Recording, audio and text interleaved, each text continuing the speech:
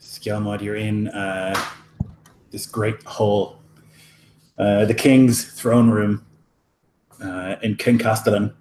It's an enormous hall. Like all these tables have been brought in, and they're all like groaning with food and fine mead and wine.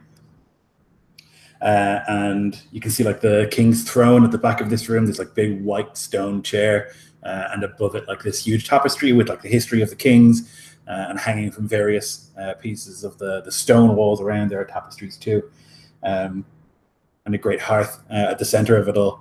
And you're sitting here with like a bunch of the warriors that you serve with. You've just come back from putting down a rebellion in southern Asbloth. And spirits are high. There was a great victory won, and so there's a feast going on. And as you're kind of like feasting and enjoying it, there's like a fanfare, and the king walks in with his Tuathan bodyguard who's always at his side, and a great many advisors, sort of like thin-nosed, gaunt men who like follow him and like whisper in his ear and are always giving him advice. As he like walks in, everyone will stand and raise their mead horns, and he'll make his way to like the throne, and he'll like gesture for everyone to sit and like relax. You can see that he, as well as a great many others here, are wounded. It wasn't an easy battle, and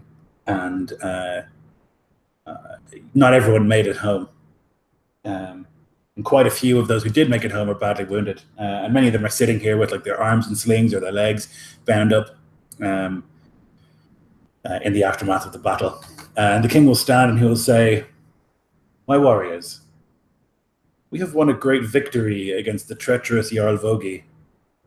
His fort is once again in our hands, and a loyal man has been placed there." And there's like a boom, boom, boom, boom, boom, boom, boom, boom, of people like banging their fists against the table. You would know the king fairly well. You're a huskarl of his. He's a man in his early 20s. He's got a blonde beard and long blonde hair. Traditionally very handsome. And though he's young, he's not afraid of the shield wall, and like has stood in it many times. "Many of you know that I was badly injured in this fight, that a berserker on Vogi's side targeted me and slashed at me brutally with his axe. I took a blow to the shoulder, and I gripped my sword and expected to go to the corpse hole. Yet that blow never landed. Skjalmod, stand." Skjalmod will like reluctantly stand up, stifle a wince at the wounds underneath his clothes, seeing men around him maimed and in greater peril. He'll try and act as if there's nothing of it, to stand up and look across to the king and bow his head. As you stand, there's another like of like excited men, sort of like banging their fists on the table. "Skjalmod Harrson, when the death angel hovered over me, 'twas you blocked the blow and ran the berserker through. I'm not ashamed to say that I owe my life to you, Skjalmod. You did your duty and protected me in the spear din." And there's like and you can see like several of the advisors like step forward to the king and are like saying things. Some of them are like rolling their eyes, while others are like nodding approvingly. And as the cheering sort of subsides, he says, "And what is a lord if not a breaker of rings? What is a lord if not a gift giver? And so for your service and your duty, Skjalmod, I bestow upon you lands." And there's like of like people cheering, and you can see like several of the advisors like folding their arms and looking back, and one of them even says, "That's too much, Lord." And like they think it's ridiculous that he's like giving a huskarl lands, but many of the men who like know you well are like cheering. "My king, you honor me, for I did only what my oath commands. I swore to serve you in peace and battle, and did only that, as any man here would do." He lies. Although there's a grateful look from the men around you, like they're like, "Yeah, I would have done it. I would have, thrown myself in front of the sword." But the king sort of nods. "You did your duty, that's true. But if you hadn't, I would be dead. As I say, What is a lord if not a giver of gifts? You will be given a crew to take with you, and you'll be given great lands in Asbloth. I name you Jarl of Mýrr I. And there's like a although you see some of the men here who are from Athblood, like a couple of them like look between themselves like, huh?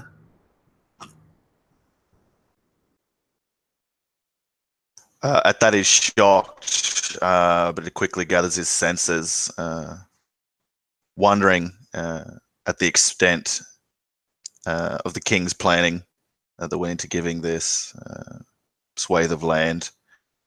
He's humbled by it and like bows low, even despite his status amongst some of the others at the table before he is king. And once the noise subsides, he'll say, "I will rule these lands you have kindly given, Lord King, with your law, and always honor my oath to you." See that you do. As I say, you'll be taking a crew with you. You'll have a choice of 30 of the warriors. And I'll bequeath upon you a ship also. And one of the advisors says, "My king, that is..." and he like rolls his eyes, and like a couple of the others are like, "For God's sake, this is ridiculous."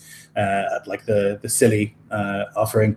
Though several of the others are like nodding, and they can see like the other warriors are like looking at the king with like this admiration, maybe thinking that they might get something similar if they serve well.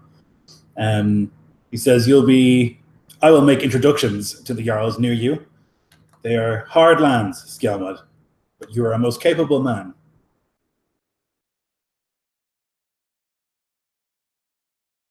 Oh, he just bows or inclines his head at that,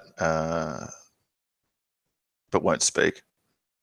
So that's like what you remember and what's like ringing through your head as the longship is sailing up this like murky river and into these swamps and fens.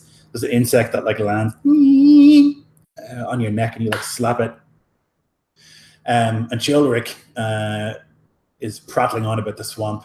He's a scribe, which is like something that only the king has. It's like a man who can write, and that's his job, that he can write, which is not a job, you think, and almost everyone thinks. He's a learned man, and the king insisted on sending him with you. He's thin, and he wears like these sort of like voluminous clothes. Though he seems unwell on the ship, and he's got like he's like always standing near the edge and has thrown up several times. Though he's been telling you about the various animals and monsters that dwell in the fens, according to the stories and the history. On the other side of him is Luta, who's like a local elderman. He was ordered to meet you when you first arrived in this land, and is like guiding you through the swamps. He's like standing at the front of the ship, scanning the area. He has this big pole that he's using to like push the longship away from dangerous reefs and things that seemingly only he can see. "Oh, I'll get us there, Lord," he says. He's obviously afraid of you. He's maybe never seen a lord or a jarl or anything like it, and he can see how much silver you wear and the fine mail and things like that, and he's obviously worried. "See that you mark these routes, Chirlik, for myself and the king. Note them well, and as best a scale you can." He'll grumble, and then he'll just hear that, and like the chink of his mail again, already heavy by whatever time of day it is from swinging at these bloodsuckers, these midgies. Yeah, it seemingly never ends. Rothvidnissen. You're squatting up in the upper branches of a tree that you slept in. You're watching the currents and the pools of the swamp, as you kind of often do, trying to like see the meaning of the movements of the water and the bubbles and the various currents moving in different directions. And you've heard like almost everyone in the fens that a jarl is coming, a new lord is coming to sit in the old fort.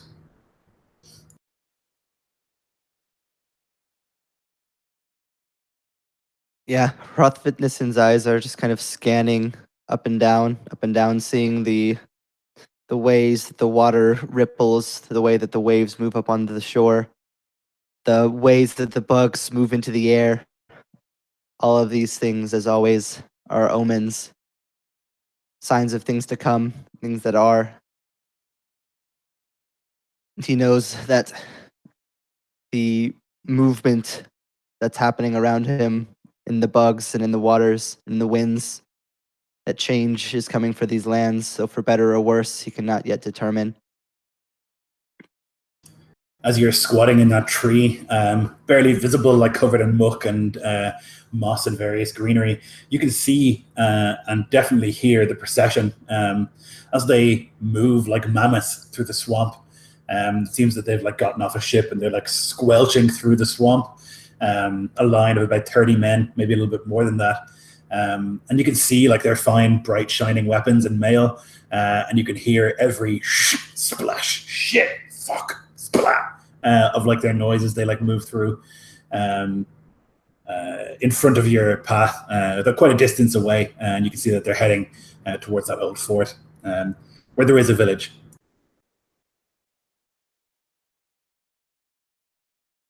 And he's gonna like hear all the noise and see people coming. He's gonna begin to climb down the tree, almost like animalistically, like he doesn't move even like a person normally would move on a tree. He gets to the bottom. He picks up the like barely dead corpse of a rabbit he had killed earlier, uncooked. Just like bites into it a couple times, just tearing chunks of flesh off and chewing them. Not even bothering to wipe the blood away from his mouth quite yet. He's going to begin like stalking up the river towards where he knows this procession is due to land.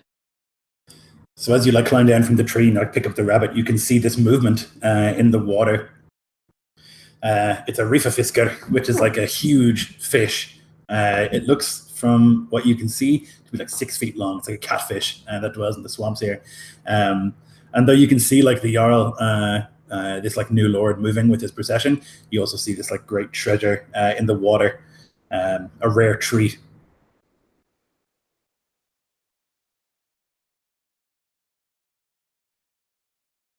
Yeah, the movement of the fish in the river is almost like hypnotic. Such a great feast to be had right there beneath his feet. I'll kind of like look down at it, seeing the swirls of the water that it makes with each movement of its fins, and then like back up at the sounds of the procession heading in, the mailed feet stomping through the swamp so ungracefully. And I'll just kind of just let out this like snarled breath. And for a second, he goes to kind of like crouch down, and then like looking downwards, he sees like the runic tattoos and religious markings across that he wears, and just the growl is gonna like let this great feast go to waste for these fools marching through a swamp. Yeah, the great fish, like confidently, arrogantly swims past and under the like roots of a tree, and is away from your vision as you like begin to follow. Noki, you're sitting on the lip of like the old stone wall that once surrounded this place that you call home, and you can see the flows and the sort of rising tide of this fen. You know that where you're sitting, it will just about reach your feet, though currently it's about 20 feet down from where you are. Such is the difference the tide makes in this part of the world. And you're just like sitting and looking out over the swamp, and again you can hear that like buzzing near your ear, and like for the 50th time you like try and bat the thing away. And you can hear a call from behind you. Oi! Oi! Noggy!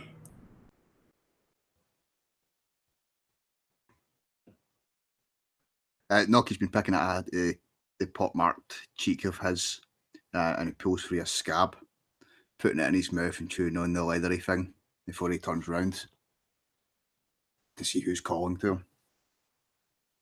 Yeah, it's Bercy, one of the outlaws who lives here with you. There's maybe 40 of you that live like within this this old, what was once a Jotun tower, and now is just crumbling stonework. He looks up at you and like fires like a snot rocket from his nose and looks up. The old bear wants to talk to you.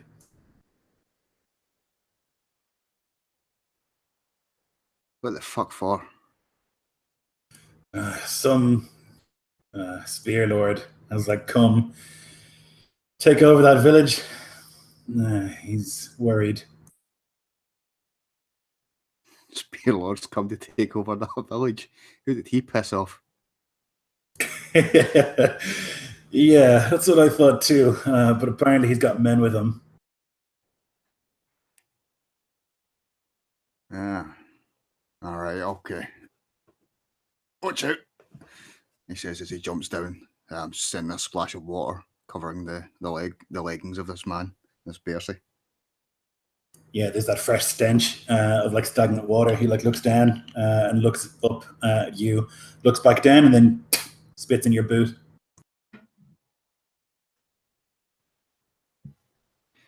Ah, Bercy. You know what the difference between you and a dead dog is? What?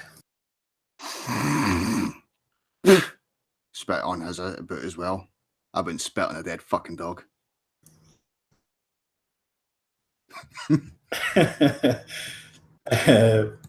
Bertie just like chuckles and will like climb up to the spot that you're sitting in, and you can make your way through like the crumbling stonework. It's obviously once was a tower, but now like many of the stones have just been like moved or like stacked into little dwellings. And there's one at like the back that has like smoke coming out of the top. It's like the biggest dwelling here. It's what sort of stands in for a long haul. You can make your way inside. It's like dark and dank and smoky, and you can find the old bear. Ostensibly the leader of this band of outlaws. He wears a bear pelt, and they say that he used to be in the Spear Brothers. He's got like this ragged scar that runs across his throat, and like a salt and pepper beard, bald head with tattoos. Oh, Nucky, come sit.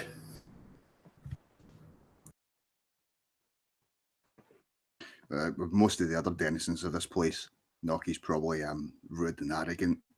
I think there's some respect towards Bercy, even a little fear. So with trepidation, he steps forward, squatting on the floor.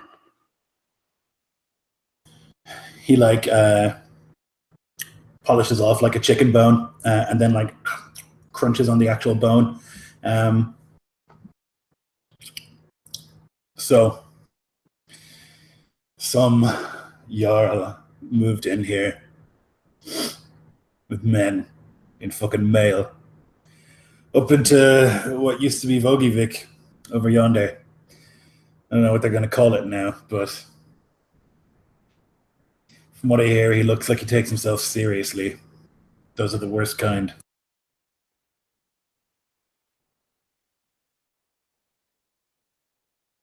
And you think he'll end up coming here? They all do eventually. What I'm worried about is that the villages that pay us tribute will pay it to him instead.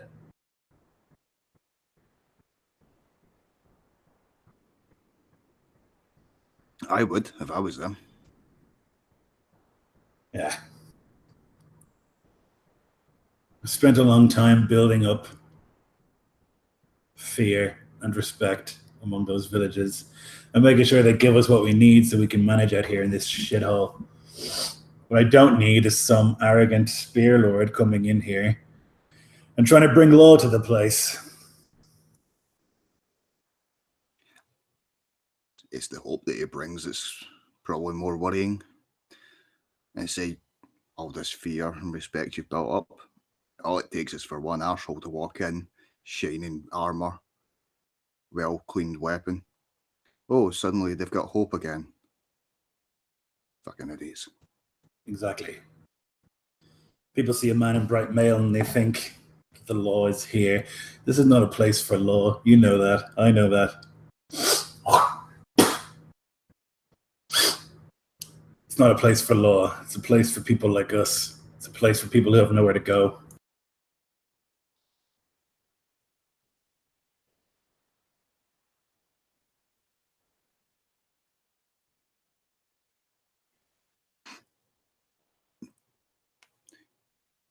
Noki tugs at his beard, thinking a while, pulling out some of the dirt and grime and some of the midges that have got caught in there and died, flicking them away into the fire. So, should we welcome this new host, or should we pack up and go elsewhere and leave him in this place, find somewhere else? Where else can we go? Fucking from this fen that we spent years building up to some forest to do the same? No. Go and find out who this man is, what he's like.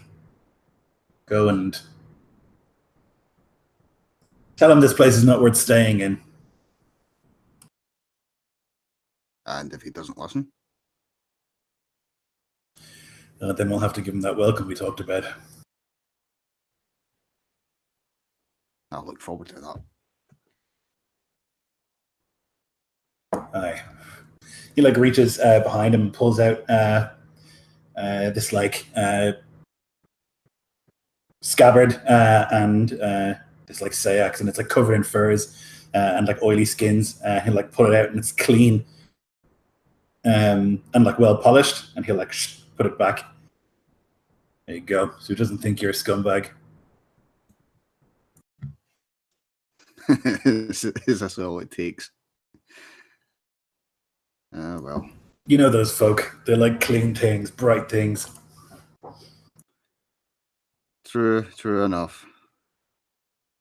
Well, I'll show him iron, see what he has to say, and then I may show him the iron slightly closer up. He'll mirror the tugging on the beard, and he'll nod. He'll like wipe his hand and then extend it to you to shake. Don't fuck it up. Whenever I ever fucked anything up. He goes to speak and then realizes that you're joking.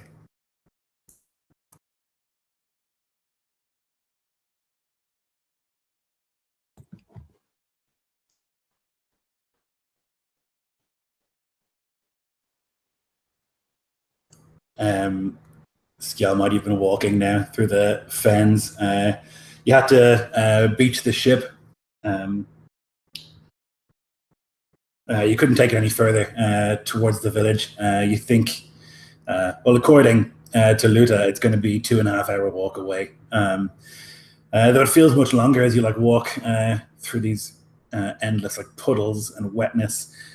He seems to know his way around. He like jumps from piece of like solid earth to solid earth.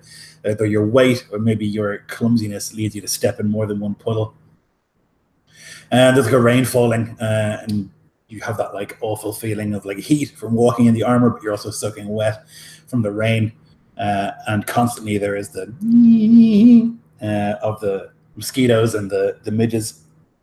Beyond that, you can see a like verdant place. There's life in every part of the rivers and the swamps here. Fish all over, but also like frogs in great abundance, and birds. So there is a lot of stuff here, a lot of food here if you were willing to sit and catch frogs. So you walk for some time, you'll eventually come to the hall. There's a wooden palisade surrounding a town. It's obviously on a man-made hill. It like stands up out of the stink. All around outside of the palisade, there are like houses on stilts in the actual swamp water. You can hear the running of a river. So obviously somewhere near here there's a stream or something of fresh water, which is obviously why they've built it here.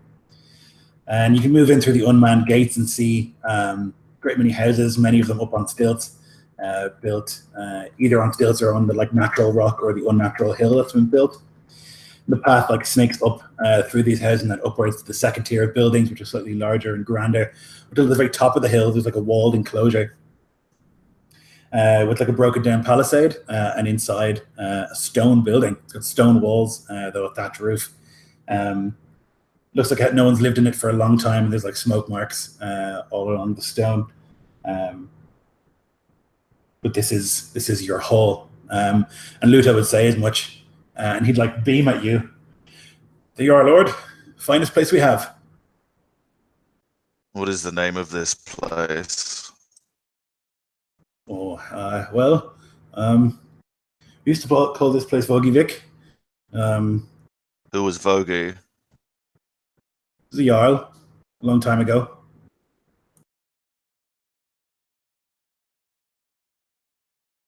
We shall call it Skjalmod.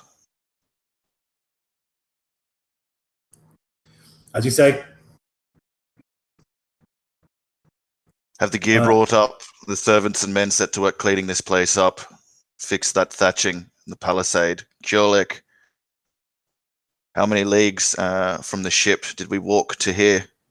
We'll have to make platforms and rope bridges for swifter passage than that murky march we trudged. And I'll be just again barking out orders. I've just been pretty much through this walk occupying my mind against the incessant insects and unpleasantness with just kind of a litany of to-dos. Yeah. Chovik will nod. He'll tell you, I don't know, in leagues, but it was about 2.5 hours of a walk, and he would like give you the exact number and say, we would need X amount of lumber and blah, blah, blah. He's like, has this like piece, like this slate of wax, and he's like writing into it. Whenever you say something, he's like writing it down, which has become a thing that he does basically whenever you speak. So every time you speak now, you can hear this like of like scratching into wax.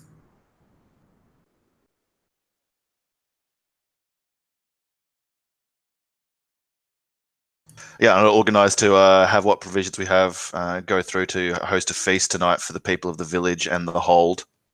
After what will be much toil and work from when I get there till nightfall. Yeah, you can see that your warriors that you've brought with you like look around the place like deeply unimpressed with where they've ended up. You'll note that like none of the people from Asbloth were like willing to go with you when you like asked warriors to come, and maybe this is why they knew. But nonetheless, the warriors get to work, as do like the various peasants who like dwell here, on like rebuilding the broken or rotted sections of the palisade around your hall. And like we'll begin the process of like rethatching the broken down roof and like cleaning up the smoke from the inside. I'll ask Luda if these rains are incessant. I'm sure his answer is yes, like they always just happen or very frequent. So I'll like get to work seeing that trees are cut down to replace the thatched roof of the hold. We can't have it collapsing or like getting water into our stores or where we sleep and stuff. And like similar things like that, things that would lead to disease or like potential hazard. I'll just kind of do a thorough trudge around this filth mire. For all the things that I'll have to fix and make a note of them to the scratching Tjurlik.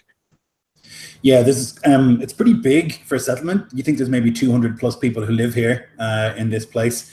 You would have spotted a smith on your walk up, which is valuable in itself. And like outside around in the swamps, there would be like water cattle, these like great cows who like love to swim in the water.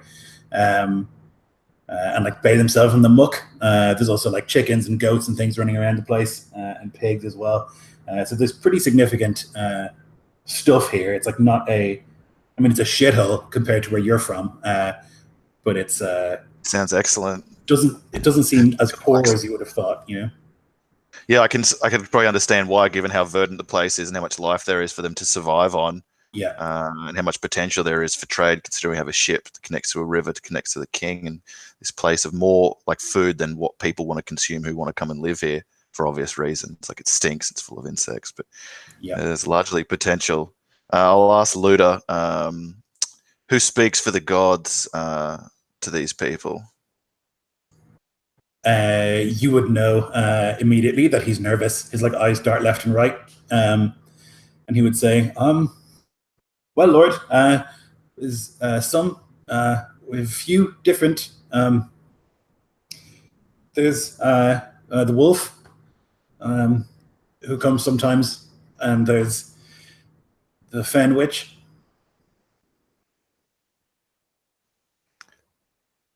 He nods at that, and then after a moment says,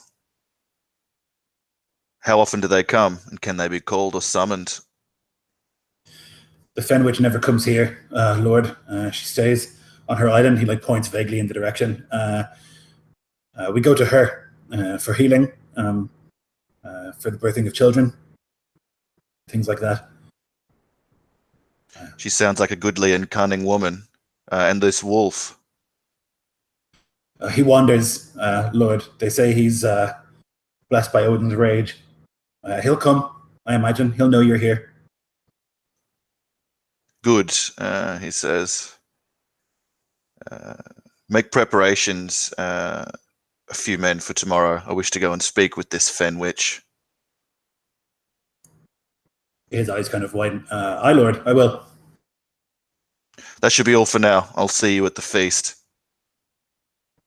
He bows and will make his way to like begin shouting at people in the village to like get things underway, and the preparations and reparations can begin. The building of the hall and like the chopping down of wood to make a wooden roof is well underway, and they start doing that and like build up the palisade. Now the outer palisade of the actual village is in worse shape than the one around your hall, but that's a later priority, I imagine.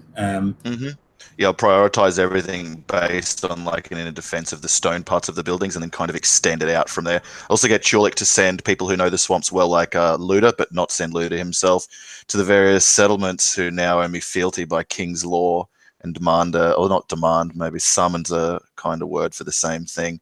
The Yaldaman, Karl, Then, or whichever leader speaks for the people of that place, to a feast in a fortnight.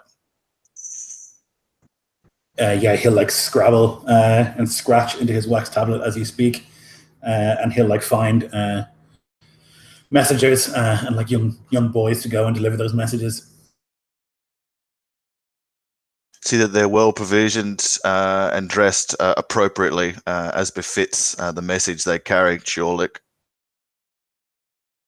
Aye.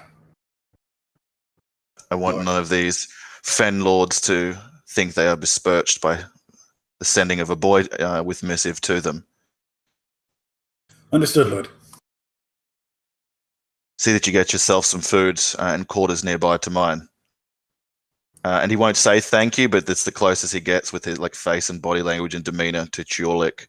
And yeah, even though he's like has this cultural prejudice against his craft or his like vocation, he thinks that that's how like Carls become Jarls and Jarls become kings, because the king always has scribes like this as well around him. Yeah. Seems like separate him from the others, like coordination and transference of information. So he actually thinks Churlik's very valuable. So he wants to like reward his service by saying that, but also to keep him close to protect him.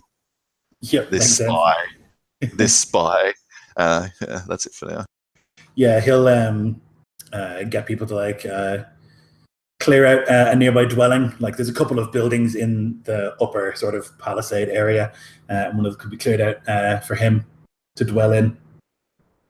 And the work is well underway. There's like the chopping of axes and the gathering of various animals and things like that. You can see like quite a few children come and like gawk through the palisade at like men and male. And you can see like some of the kids like pick up sticks and are like, yeah, like fighting each other and being like, I'm that guy, I'm that guy. Like getting excited, seeing warriors. I want to watch those kids fight and see which is the best of them, and then approach that kid and ask them like who are like is there's like gangs or groups of kids around here, who's reputed to be the best warrior, which one of you is like best at the stick fight. He'll just like bite his lip when you come and talk to him. He's like nervous. He's maybe 10 or so, and he's like shy and nervous seeing this like lord and male approach.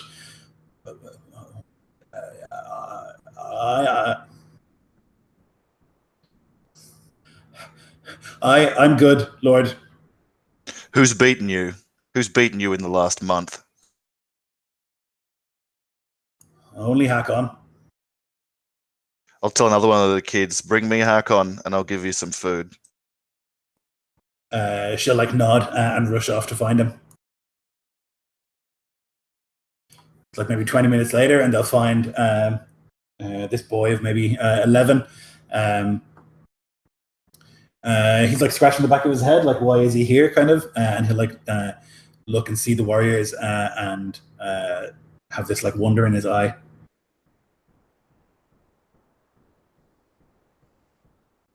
You boys will serve. You'll clean my mail and work in the tower as befits your age. Speak to your parents of this, and if there is worry, tell them to come and speak with me. Otherwise, I will see them at the feast tonight. You, unlike the other children, will be allowed to come. You will act appropriately. Is this understood? His eyes are like wide. To the feast, Lord? He nods. Go to the tower now. Seek out Churlik. Do whatever he asks of you. Always call me Lord. He like nods enthusiastically, and they like turn and they get like maybe 3 feet away, which they think is far enough. And then they're like, "We're gonna be warriors!" They're like smashing each other around, and like one of them like push the other one down the hill into the muck. Like very excited at that prospect, and like immediately forgetting their place once they can't see you. And they'll make their way over to the tower where Churlik is.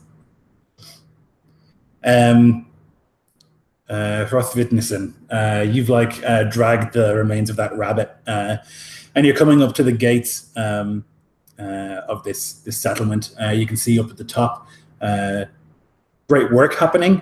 People like bringing logs and branches and like chopping wood to like replace the thatch roof and to like build up the palisades again.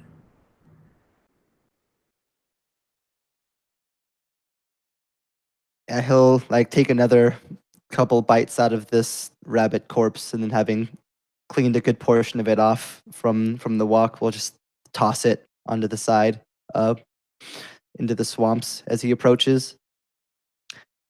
And he'll just like walk up to the first person that he can see, and probably get like a little bit too close, like within like a half a foot of this guy's face. Just like look directly at him. This new lordling, where is he? I reckon like this guy was like trying to like pull a stubborn goat like back into his house, and then you like approach and he like looks up and then like looks up further. He just like points to the top of the hill where the palisade is.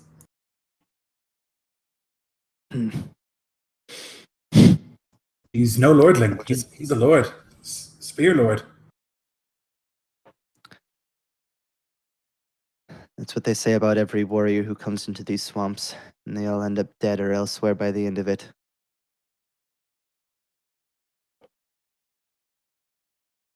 He's got bright shining mail and a sword. All the more visible to be killed with.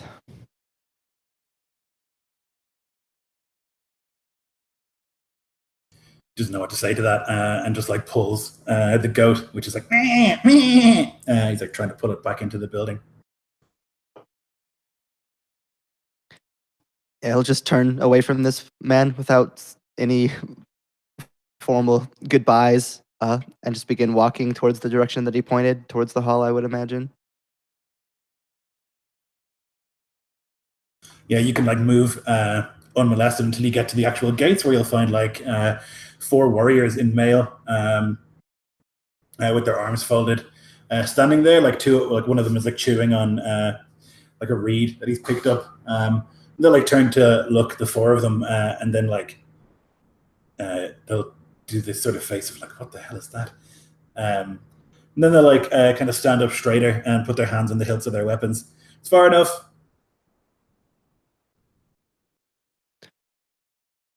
I will see this new Jarl. One like looks to the other, like, is this guy for real? What's your name?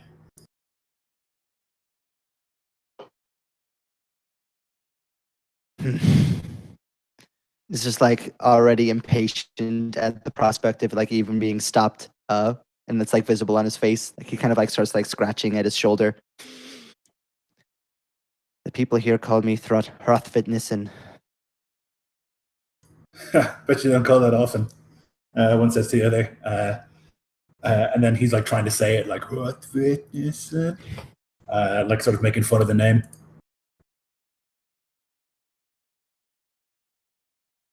Right, well, I'll see if he's available. Wait here, he says, and he'll like walk into the palisade.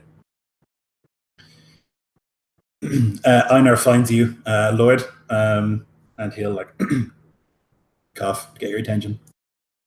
What is it? There's a Gothi, maybe, at the gate, Lord. Wolf, he whispers, thinking from Luda's words. And he'll like put down whatever he's doing. He'll see that someone else can continue his work and make sure he looks appropriate, and then follows. He'll be like setting the pace such that the guard would have to walk swiftly to get in front of him to lead him there. So he's not like lumbering behind this man. Yeah, on the way he'll say, I think he's crazy, Lord. I don't know. Seems a bit mad. Those who reach too close to Odin's wisdom often can be driven mad or given great insight, he says. That's for me to determine. You keep thoughts like that while you're on duty to yourself. It is rude to speak ill of godly folk, especially in their own lands. I Lord, sorry. And he'll like follow behind. And as explained, like you can see this like man in a wolf pelt, and like the three guards standing sort of nervously, like looking between themselves and keeping their eyes on the man. I walk with open arms forward and gesture with my hands for the guards to like step well away. And I'll move up close. You honor me. I was glad to hear that you had wandered into these lands. You're welcome. Come. And he'll like see for one of the servants to bring like salt and bread to give in offering. Yeah, you can see like this guy is like quite big. Like he's hunched over in kind of this weird predatory hunch, and he's still like a bit taller than you. He's got like no clothes on other than this wolf pelt and like some pants. And like there's like a huge what looks like a wolf's canine like on like a necklace around his neck, but it's like the size of like a big dagger. Like it's clearly some strange creature that he's taken this from. And I'll just kind of look and not say a word for a moment and just kind of look you over, like up and down, trying to get a sense of who this man is, who's next come to these swamps. And after a moment, I'll just kind of nod and enter into the hall and partake of the guest rites, the offering from this new jarl. We're to have a feast, I'll say, along the way in. Of course, you are welcome. You would honor me if you would come. Seems you're well respected from the folk here, and that you speak sometimes to the gods. Fear I may need them in coming to these lands. I have heard the words of the All-Father, was taught them his rights. That You is have good. need. Every people needs spiritual guidance. They are lucky, and I am honored.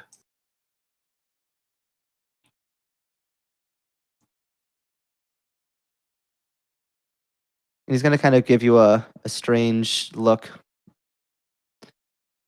These lands, what are your thoughts so far on them?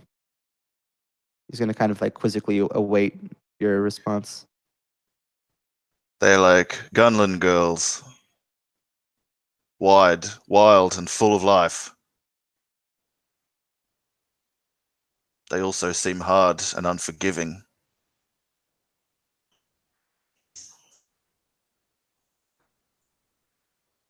They were not open for giving of gifts by chance. What was that? Sorry. That these lands were not available to be given as a gift by chance. No. Many people who After, come here end up leaving or dying. he nods at that. Anyone who goes over anywhere will eventually die. I do not intend to come here to die, but to thrive and do as my king commands, the king of these lands. He is ordained by man, by thing, by blood, and by Gothi.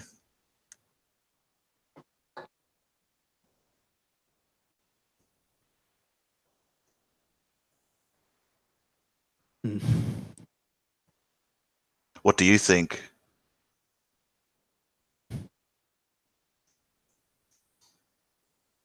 What do you think my king has sent me here to these lands? What potential could they hold?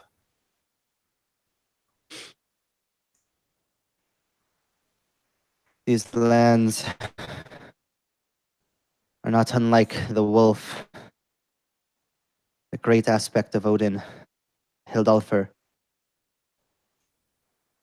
You will have to fight, you'll have to scratch, claw, bite at every inch, every possible moment. Everything here will try to kill you. Every man here will try to kill you. You will not be well received by anything. But if you manage it, you will become great.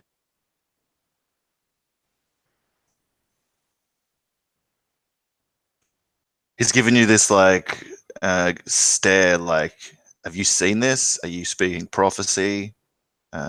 Is this advice? And he's kind of like off foot. He's not used to dealing with Gothi in this capacity. He's only recently made Jarl, and that would probably be obvious to you if you're wise.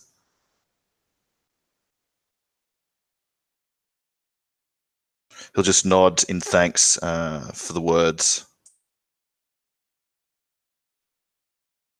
Thank you, he says. May you always have meat here. And maybe then the servants arrive with some other bread and salt and such. And I'll share a meal. Nucky, you've gotten this like dank boat across one of the channels and like marched the rest of the way towards this village. You can see it in the distance. Maybe you haven't been here in quite a while, though you can see that there's labor going on. You can hear like the chopping of trees and the hard work going on. Of industry and of change. It doesn't sound like the usual sort of muling nonsense that goes on here. There seems to be a purpose in the air. By the time that you arrive, there would be two men standing at the very front gate. Two guards, two warriors, two mailed warriors standing there, both bored, seemingly beyond belief. One of them like has his helmet like halfway down and his eyes half lidded, sort of closed, while the other one sees your approach. Wait! He like whistles at you. Noki's kind of straining his neck to see past him at all the work, which only just prevents a bigger target for these biting midges and mosquitoes. Slaps his neck, looks down, sees the remains of one crushed in his palm of his hand, and then looks around at this guard and raises his head in a nod. Who are you? Just to walk forward. You from here?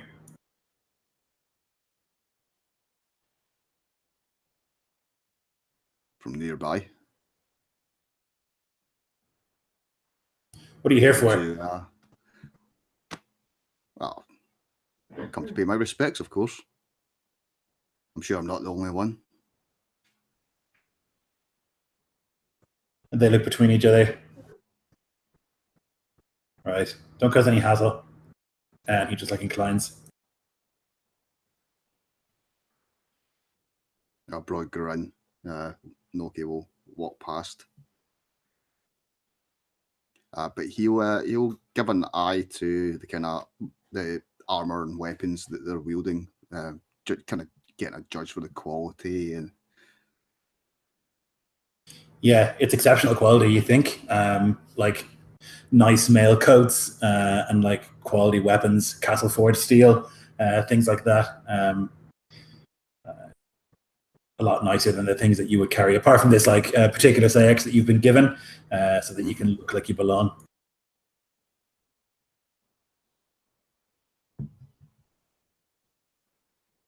Noki will trudge his way up through the, no doubt, slightly muddied path, watching closely to the works that have been going on, and aiming towards the longhouse.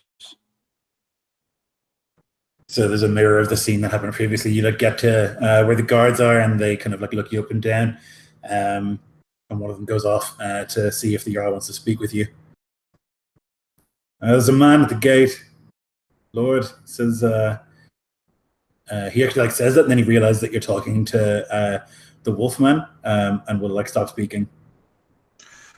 It is fine, please. What does he want?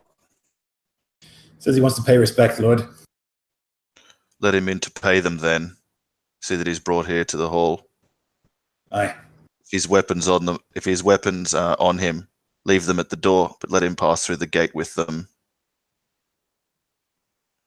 He'll nod and will explain as much to you, Nucky, that you can like come in to the compound, but you'll have to leave your weapons at the door of the long hall.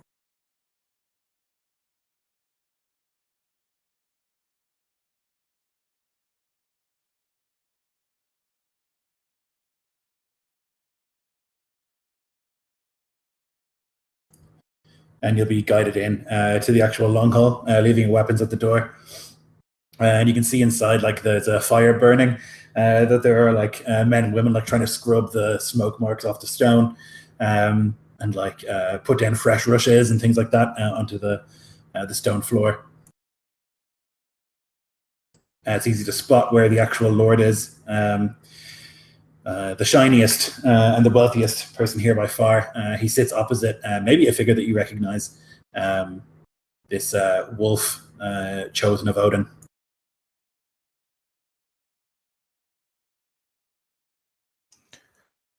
Come forward and be welcome in my hall.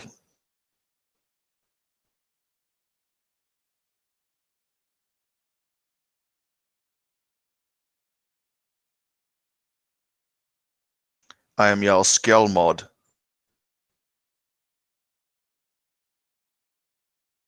And you are?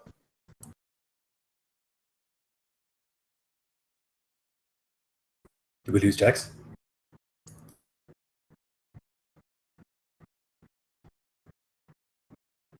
Smoke break? Yep. We'll take a 2-minute break. I'll be back in a sec. He's typing in the chat. Okay. Oh. Yeah, I can't hear you, Jax. Yeah, can't hear you, mate. Yeah, we can't hear you.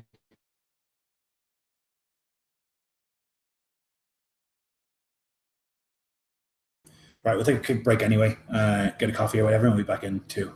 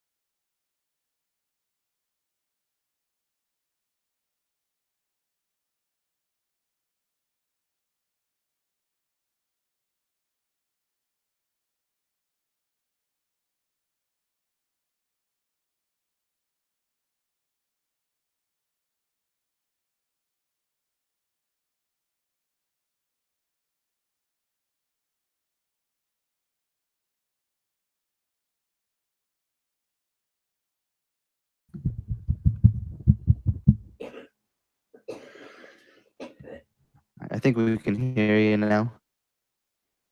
I have no I idea heard you what tapping happened at there. least. Yeah, Yep, there you go. You're good now. No idea what happened there. I was still seeing the little bars on the hangout, so I figured I was okay. Yeah, it's weird. Yeah, we were getting nothing. And here I was giving the best performance of my life as well.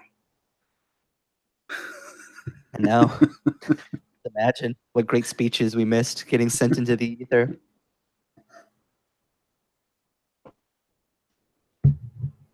There goes my Academy Award. You're Darn. back. I have no idea what happened. I apologise. The Chekhovian curse. It is, isn't it? Yeah, 1d4 times per game. Yeah. If you think it's bad on Google Hangouts, you should see my life in general.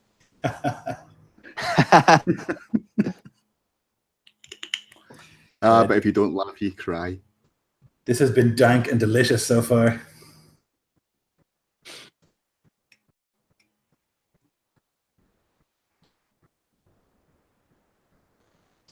think Oh, dank yeah. is appropriate. So,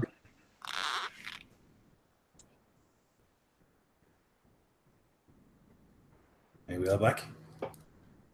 Yep. Okay. So, as I had said, you'd been led into the hall, Nucky, and left your weapons at the door, and you're introduced to this Jarl.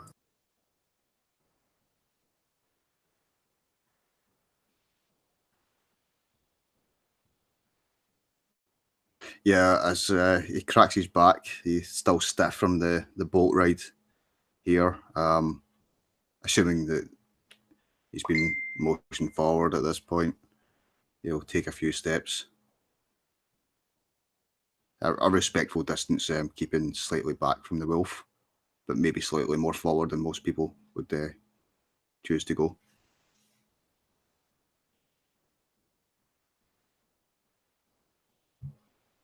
You're welcome. Come, sit and eat. You have my hospitality.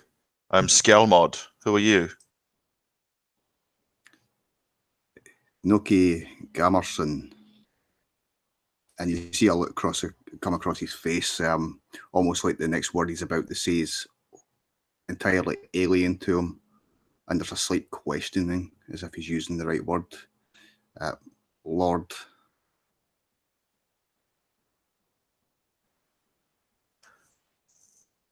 Well met, Noki, son of Gama, he says. He'll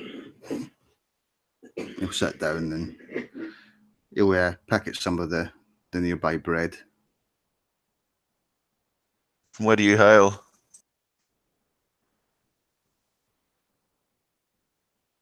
I'm going to butcher this pronunciation, by the way. From Felagir. Ah, then you received my messenger? I assume you lead Yes. that place? Yes.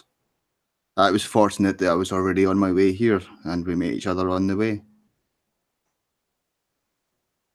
How coincidental. That is good. I'm glad to have you, and honored if you speak for the people of that place.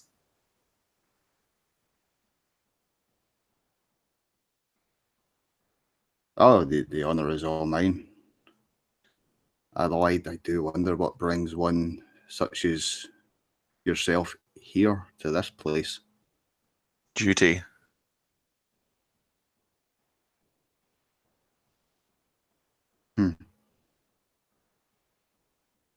I assume the same thing that brought all three of us here, he says, looking at the other two men at the table.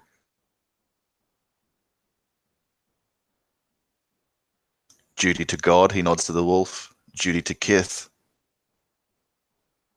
he says to Noki. Then for himself says, duty to the crown.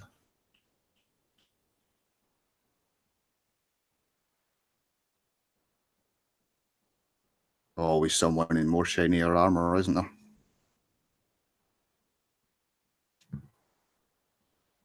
He nods at that. Tell me of your home then. I would know of this place? Of the fens. How many dwell there? What do you produce? What do you live on?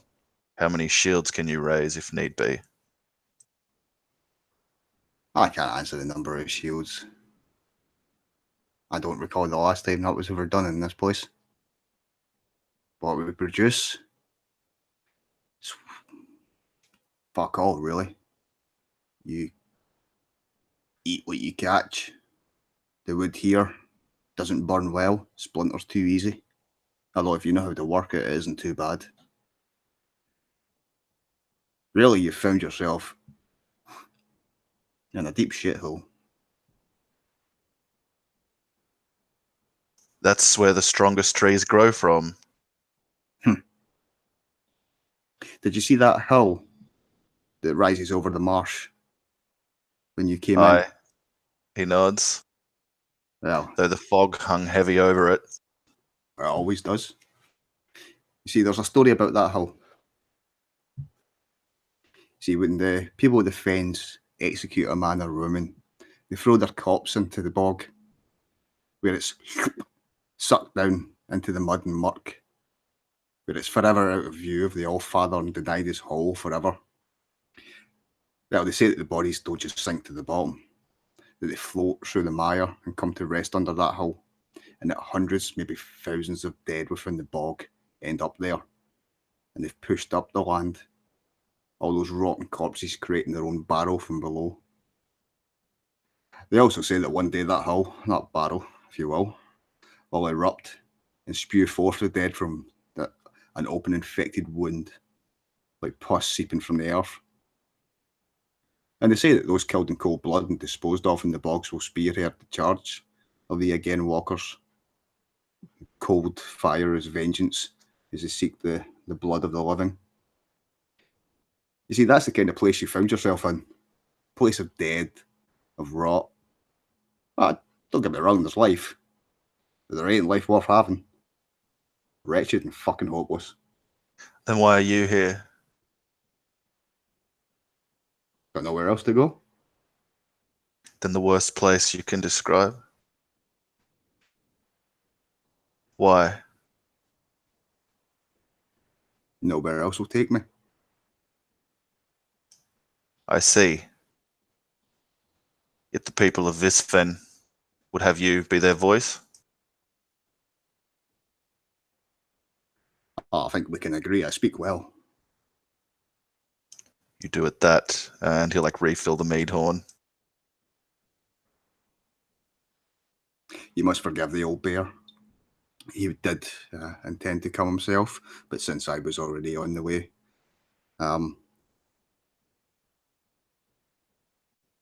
you see, he's getting on in years now.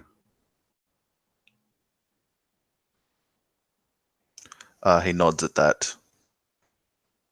Will he be able to make the feast in a fortnight? Perhaps, but I wouldn't count on it. But I am here in his stead, and I will speak for him, and I will relay your words to him. This lore about the Corpse Hill, this Draugaberg, it sounds like Ragnarok. And he wants to like look to the wolf and see, kind of gauge from his reaction, what truth he might have put or what stock he might have put into Nocky's words just then. Would I be aware, Lloyd, of what sort of folk are in that place and why? I think like because you live here, you would definitely know that there's lots of like fen people who like live in the deeper swamps, who like live on boats and stilts and stuff, and who like are not Aesir worshippers. Like they live in the deeper swamps or whatever. I think that myth is probably fairly well known, that that's what happens to bodies who vanish in the fens. Though maybe you would think it's a myth. I don't know. Then again, you might think it's fact. You never really know. But I think you'd have heard the story, definitely.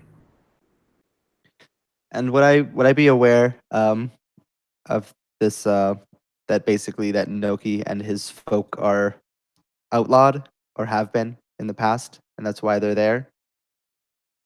Or would that be beyond his knowledge? It's a good question. You probably know that like villages pay the people in Felagir like a tribute. I don't know if you'd know that they're outlaws necessarily, but you probably know that they're not there, like they're not the lawful rulers of this place, but still they get tribute.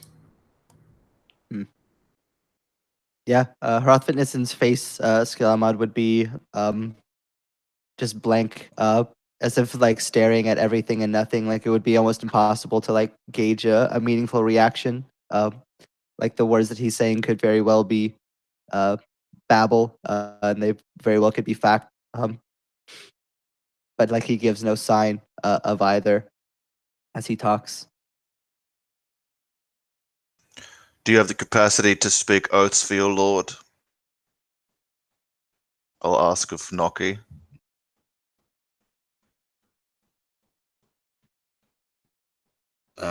Truthfully, on that one, Lloyd, I guess that would be dodgy. He's not really an oath giver. No. You're also not like really here in any official capacity, and you don't really represent Felagir. Because no one really does. I guess the old bear does, if anyone does. Do you know what I mean? I think you could like. Why I'm asking. You could definitely give an oath, but I don't know if anyone in Felagir would give a shit. You know. It's just the thought I had there. Why am I asking that? He doesn't care. Yes. I haven't given such authority. If you cannot make the feast, then I'll hear the oath of Visfin from you.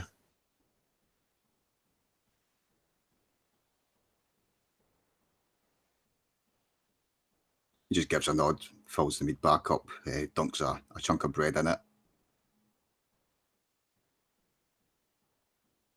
And looks between you both. Truly, I think the gods wafted our skein to meet here. A toast to them, and he'll make sure he spills some of the froth onto the rushes, freshly put.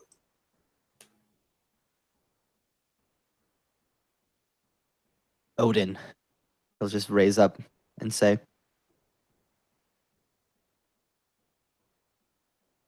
Noki's still got the lump of bread in his mouth, but he pours out the meat. So a couple of days will pass. And the work is done pretty quickly on the on the hall. It's got a solid wooden roof now, and like the inside has been scoured clean, and it's more homey than it would have been previously. There's like sconces in the wall for torches, and it's warm inside. The construction of like a bridge or like a pathway has begun from here to the ship on the river. But that'll be slow going, and there's always danger of the fen people. And it's a Woden's Day of the week, and for the first time in over a year, the people here have a lord to bring the disputes to, and they will queue loudly outside. On the Woden's Day morning, they're all just like standing around waiting. And maybe it's like the first time you've done this, Skjalmod, and you would like awake one of the warriors would wake you. My lord, they're all queuing outside. It is before dawn. They're eager. Best to deal with it now than later. See that there's some small fare brought up. We'll see them within the hour. In the long haul, see that it's threshed and appears fine. Have salt and bread there and mead in case there are oaths that need swearing. Did the Gothi wander off, or does he still dwell in Skjalvik? I'll ask the guard. He's still here, good. If you can find him, tell him that I would seek the guidance of Odin, for it is his day. And the wolf serves him, wisest of his subjects in this place. He'll nod and go and try and find Hrothvitnissen. Probably find him like sleeping, curled up outside one of the houses, something like that. And he would like try to wake you as politely as possible and inform you you've been summoned by the Jarl. Yeah, as he's woken, he'll just like look up, and this kind of like everywhere stare that he has will like focus like directly onto this man, as he's being disturbed from his sleep, and he'll kind of just let out a small breath, but he won't say anything, and he'll just nod. I will go to him then. As I pass Noki in the hallway, like throwing a cloak over to ward off the pre-dawn chill, I'll remark, "You're up early."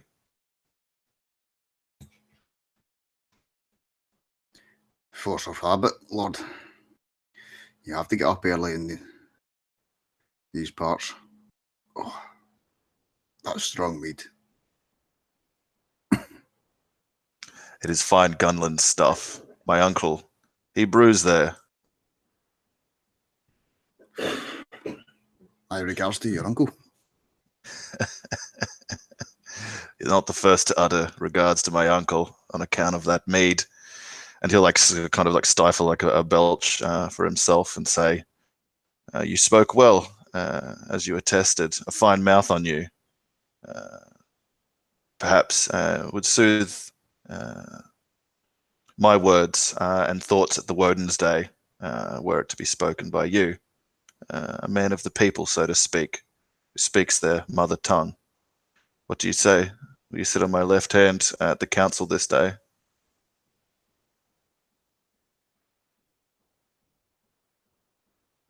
Are you sure, Lord? Certain, he'll say, like picking out like a pheasant feather from his cloak, like dusting it aside. "I thought on it last night before I took to bed."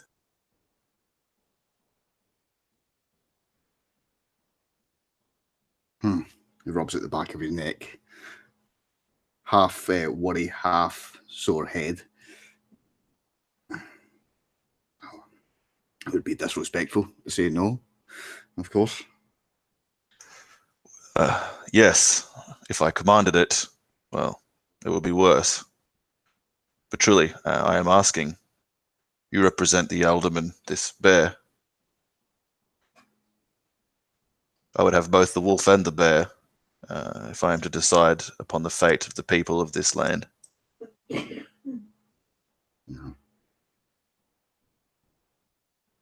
Aye. There's no way for me to say no. Of course, I will sit at your left-hand side. Good.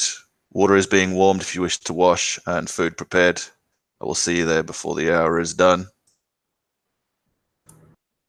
Oh, they've been waiting for over an hour. One of the guards will like pop his head into the longhouse, and you can see outside like the crowds. Some of them are like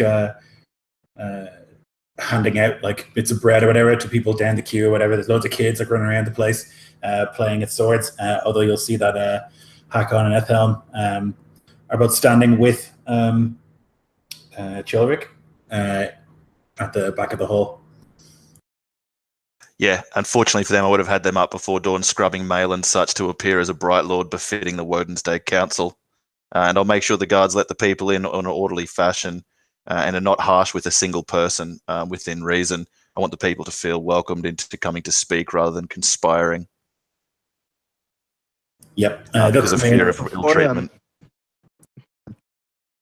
Say before anybody was let in, the wolf would approach you.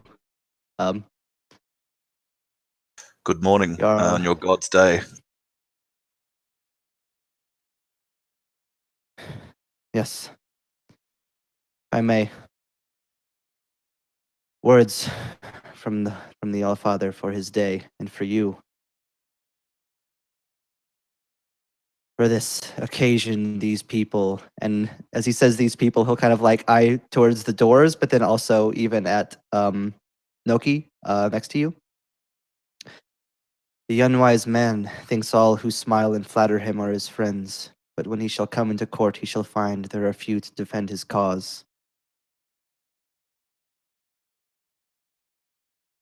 Remember that on this day of most of all. The wisdom I will. of Odin. My thanks, Gothi, he says, solemnly. And with like a the doors are pulled open and the sort of grey light can start shining in, and people start filing in. There are a great many marriages that have to be seen to. Like people are married in their minds, but not legally, and so there's like lots of couples who will come up and expect your blessing on their marriages. They've been living married for like the past year anyway, but they want like an officiating sort of ceremony to happen. And there'll be like 6 or 7 couples who will require that. Yeah, I'll have their names added to the doomsday list that Chorlick's been preparing, like their names, their professions, and of course I'll give blessings to what they've already been doing. Anyway, as long as the man and woman both assent, I'll give my blessing to each one of them. They'll be pleased by that, and maybe you pass out silver as the Lord is meant to do. And they'll like gratefully take it and make their way out. There's an old man who comes in. He's got like this like cragged face and like a stoop back, and he'll like walk up, and there's like maybe 3 or 4 people with him, and he'll say, "Lord, we're nearly at Trollablot. We've always given a cow to the troll who dwells in the forest. Lord, keeps him away. And he blesses us with his generosity. We're hoping that you'll join us in this tradition." He can't command his body at his reaction at this. His eyes go wide, and he kind of do like one of those slow turns to like camera focus on the Gothi to be like, troll blood.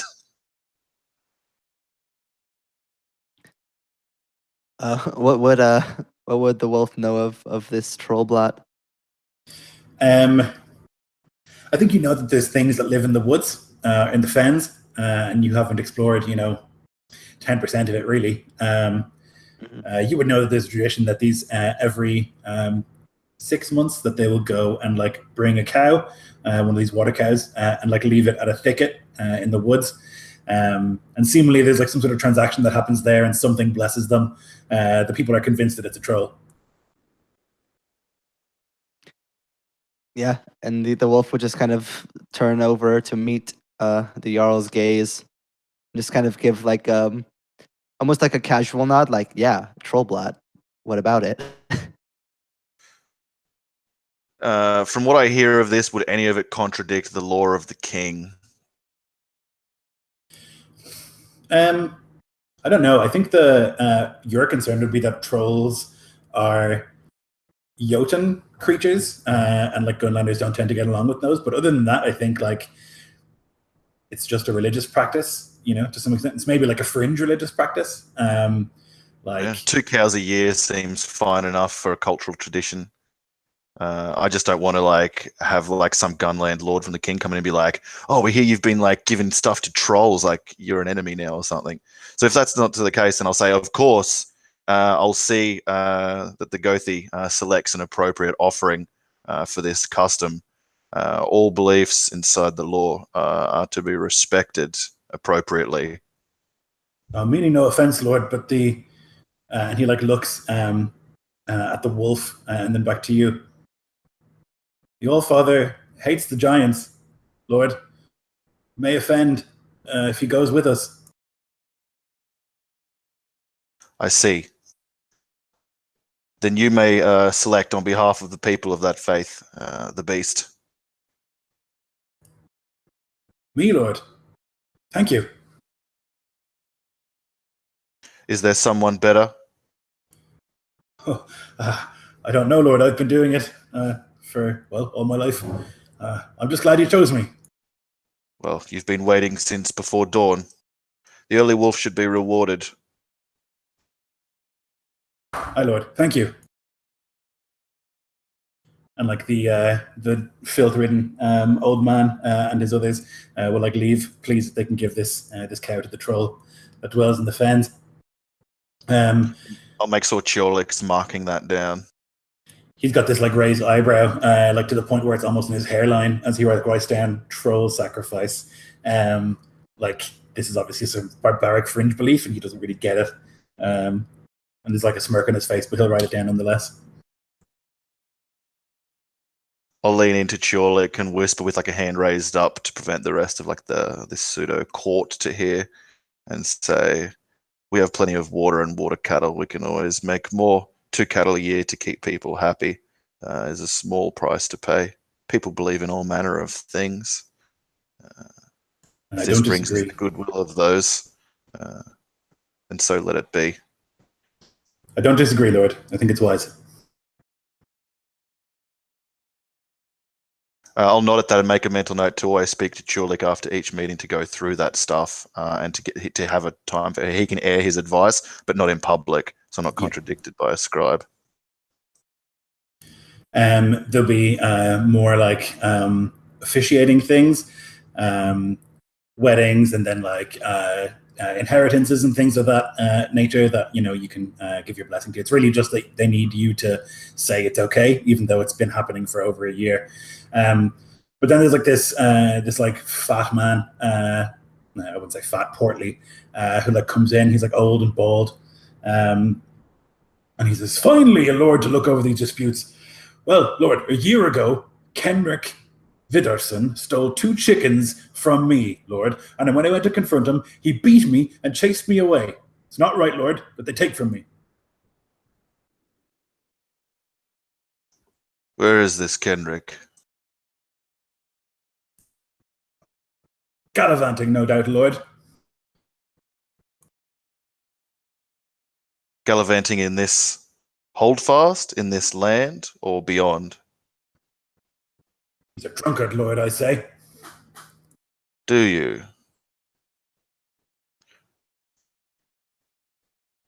I'll get one of the guards to go off and find this Kenrickson and politely summon him if he's not in the lineup. Yeah, he'll like go and get him and bring him back. Kenrick is young. He's like maybe 18, something like that, and like more finely dressed than most of the people here. He's got a silver ring on his pinky finger. On Lord? his pinky? Mm-hmm. You are Kenrick Vidarson. You stand am. accused of theft and violence, unprovoked. How do you answer? He like looks around and he sees the man, and he'll like roll his eyes. It was a harmless prank, Lord. Took 2 chickens. I was young. It was over a year ago. I was 17, Lord. Me and some of the other boys. And then when confronted about this theft, you beat him? You beat this man twice your size? While you were 17? And he's like wary of saying that he beat him. More shoved him, Lord. Pushed him away. I'll look to the portly man to see how much of a harumph he gives at that. Like, fuck off, it was a mad beating. Or Yes. Yeah, it's a huge harumph. In that case, I'll say, can you afford the chickens to pay this man back for the prank? Not I, Lord, but my father can. It is not right that a father should pay for the sins of his son, unless that father be a lord. And I'll look around the hall. There is no lord here but myself. I, Lord, but my father, he owns 20 of the cattle. He can afford to pay for the chickens. Really, we're not intending to steal, Lord. It was a prank. I see. But a man was beaten, and his animals were killed. He is a man of means, and so this has not harmed him too much, but if he were a poor man, he might starve at your actions. Though you were young. I'll make apologies, Lord, if that's necessary. I will hear it, and so will the aggrieved man. He'll like turn to look at the man and like roll his eyes, but then he'll like like stand straight. For my actions of stealing your chickens and of the beating that followed, I apologize. And I'll look to the man with a raised eyebrow of like, you'll accept that and smile and thank the cook. He like looks and he's like frowning. What about the price of the chickens, Lord? I will pay it. You shall have your selection of 2 of the chickens of my household. He nods at that. Thank you, Lord. And you shall have a seat at the table of my feast, next to Kenrick. You shall drink mead, hear wisdom from the other guests, and be as friends to one another now that this is put to bed. Kenrick like seems fine with it, but the man like gives another harumph, like grumbling, though he nods. I'll nod for the portly man to be dismissed, but I'll hold Kenrick there. So can you do more than just beat a man twice your size? Can you swing steel? I've had no training, Lord. You Been in a will. few scraps. You will receive training. You'll serve my guard. These other men will see to it until I deem that the price of the chickens is paid. He's always widening at that. He like looks at the like the sword warriors behind you, and like sees veterans, grizzled warriors, and then like sees himself as a boy and doesn't know what to say.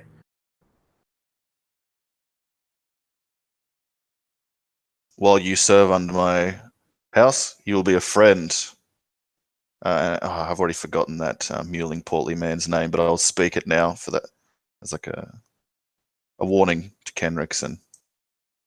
He'll nod and he'll say, "As you say, Lord. I will have to say to my father, I do work for him."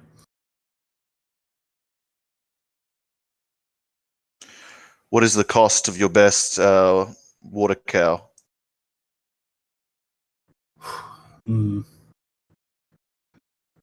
Upwards of 200 hack silver, Lord. I'll say to Chiol, see that 250 hack silver are sent to Kenrick, cattle farmer. He'll nod and like scratch. That fine cow can go to the sacrifice, and the 50 left over can be to compensate him for Kenrick. If Kenrick can unarmed beat this portly man, I'm assuming he's pretty decent and of hardy constitution, so clad him in steel and make a murderer out of him. No problem. He'll like leave, and like two of the guards will like bring him around and like arm him and begin running drills with him. What know you of this man, Hrithvitson? I'll say. They say he is a drunk, yet a drunk could not defeat a man twice his size. Does not seem a layabout, but a strong enough boy. What was your measure of him?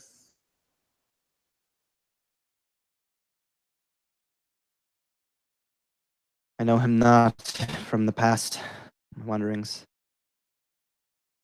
but he seems strong enough of constitution, of mind, with training, with care, perhaps. This place seems to breed such people.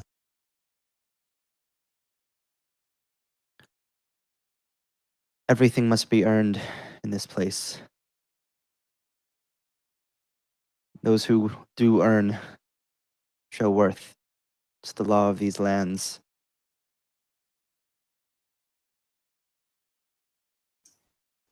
He nods in thanks and then gestures for the guards to send in the next. There's a man who like has these like oily furs on. He's got like this bruise, this black eye, and like a cut on his cheek. Lord, Welcome to my hold. What is your grievance? I live on the outskirts, Lord, north, collecting herbs and the like, fishing, frogging. Not a week ago, was attacked by the fen folk. They drove me out. I'm only one man.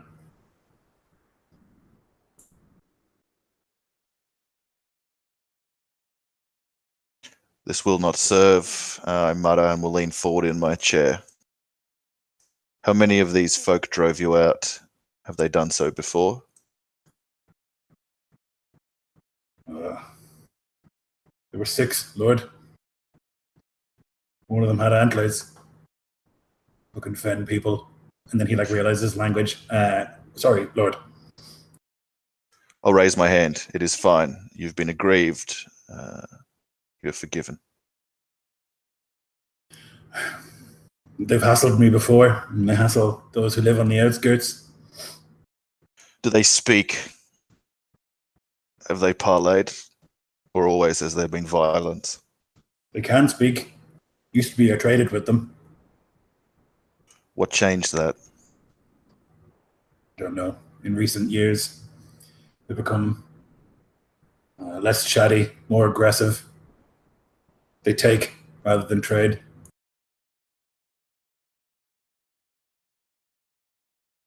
Did you try to speak with them when they drove you out? I did. What did they Told them I say to didn't want you? the violence. They That wouldn't is listen. rightly. He furrows his brow at that. I'll look to Noki. He seems like a knowledgeable local of this area. And I'll say, and I'll like lean in closer and whisper so that it's not loud for the court, like like just between us, or like the wolf would hear also. Well, what do you know of these like fen people and this man? How many are there in number? What type of folk are they?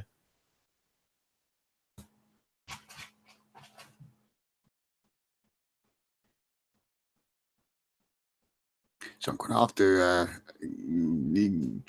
ask you here, Lloyd, just to fill me in. Sure. Yeah, the fen people, or the fen folk, they like live in the deeper swamps.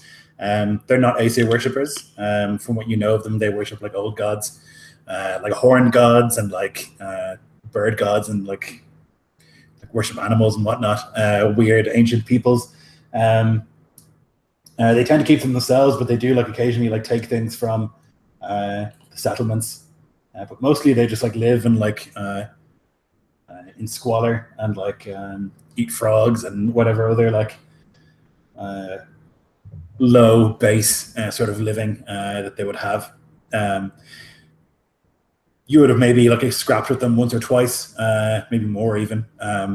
Tends to be if you like wander deeply, you tend to wander into their lands. While if you like stick to the canals and the paths and stuff between settlements, you don't get hassled too much mostly.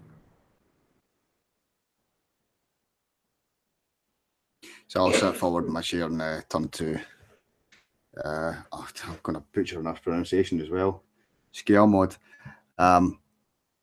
Did well tonight. This land breeds savages in one way or another. These fen folk are more savage than others. On the whole, though, tend to keep to themselves. I mean, there's rumours about them. Some say, you wander too far in, they'll snatch you up, eat the flesh raw from your bones and suck out the marrow, chewing on it. But they die just like anyone else, I know that. Mostly they keep themselves. He nods, thank you. He'll turn to Rithvidson and say, these base, godless folk, would Odin allow them to live under his laws and in the lands that his religion governs? Are they an affront to the gods, or should we reach out and try to recommence trade and less cool relations with these fen folk?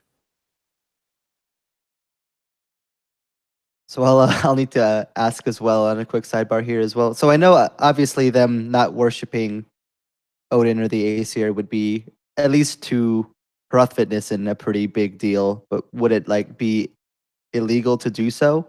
Like, I'm not exactly sure how that would work. I don't think it would be illegal. It would be frowned upon, and like the thing that happens is if people don't worship like either the Aesir or the Jotun or the Vanir, then their oaths like don't hold. In your eyes, is the problem. So it's hard to say. Like I don't think it's like black and white, but like I think that Hrothvitnison certainly wouldn't trust them. He would think that they're like shitlords who like can't be trusted because they can't swear oaths to the gods. But yeah, he'll turn to Skjalmod. Odin is the presider of oaths, the watcher over them. A man who speaks not to Odin, can swear no oaths, cannot be trusted. They are dangerous. He nods slowly at that, but speaks and says, "This may be so, but I have heard many a man who swears an oath under Odin break it. I think I would hold more stock in the speaker of the oath than the deity it is spoken in the name of. If your words are wise, there can be no legal pact between us and them. We must find another way." And that, like, he turns back and looks between Noki and the aggrieved man. "How should I proceed?" And he doesn't whisper that. He makes no bones of it. If anyone in the room hears that, kind of almost wants them to. You're asking Noki. I'm asking anyone. Every person here is a free man.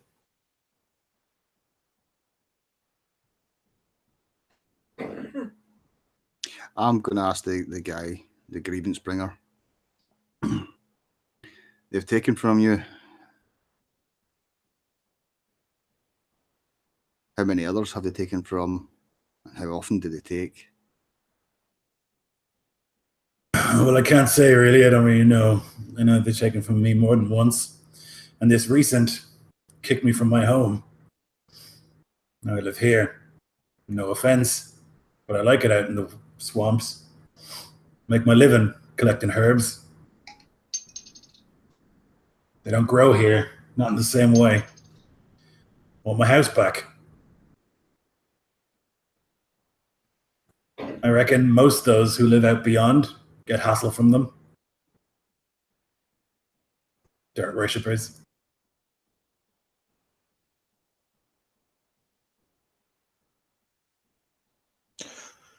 I wish to speak to these fen people. Who rules them? The man shrugs. He doesn't know. He'll ask the room.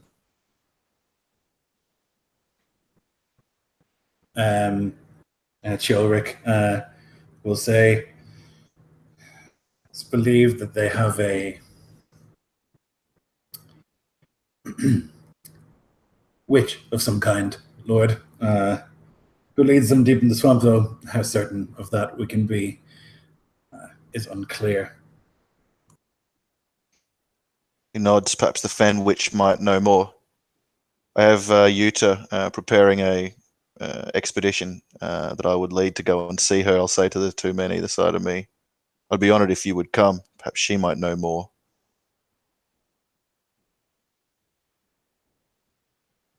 Yeah, well, I asked that question, but also gauge the reaction of those two men for their disposition towards the fen witch.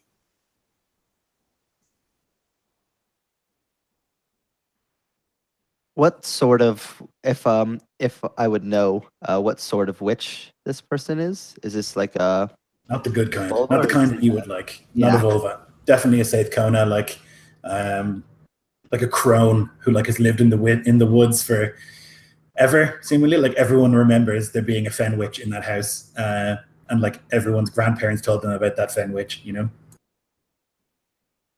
Yeah, Prothfitness would just spit at the mention of witches and the fen witch.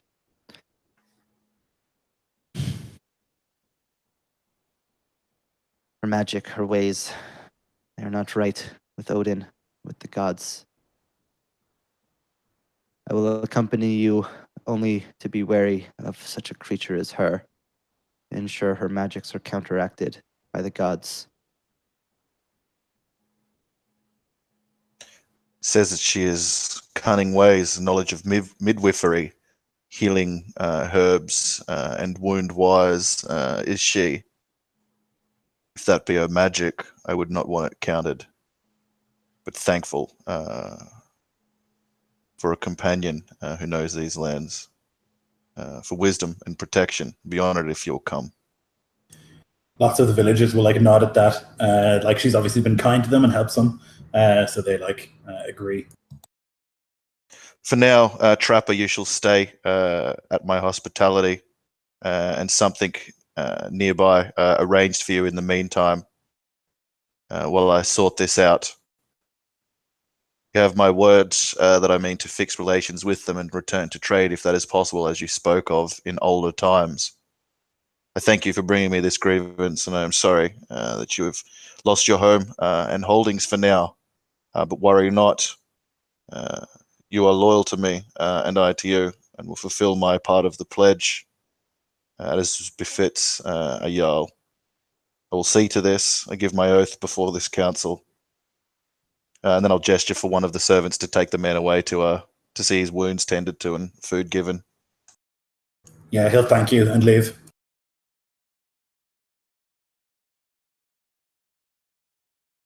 As he sees the man go, he's worried. I think the foreboding or the concern that Hrothvidson had expressed shakes him a little. If a man like that is kind of wary of this witch, then logic dictates that he should be too. But he would rather try and resolve this problem peacefully than try and go and fight anyone in a swamp. He thinks that's death.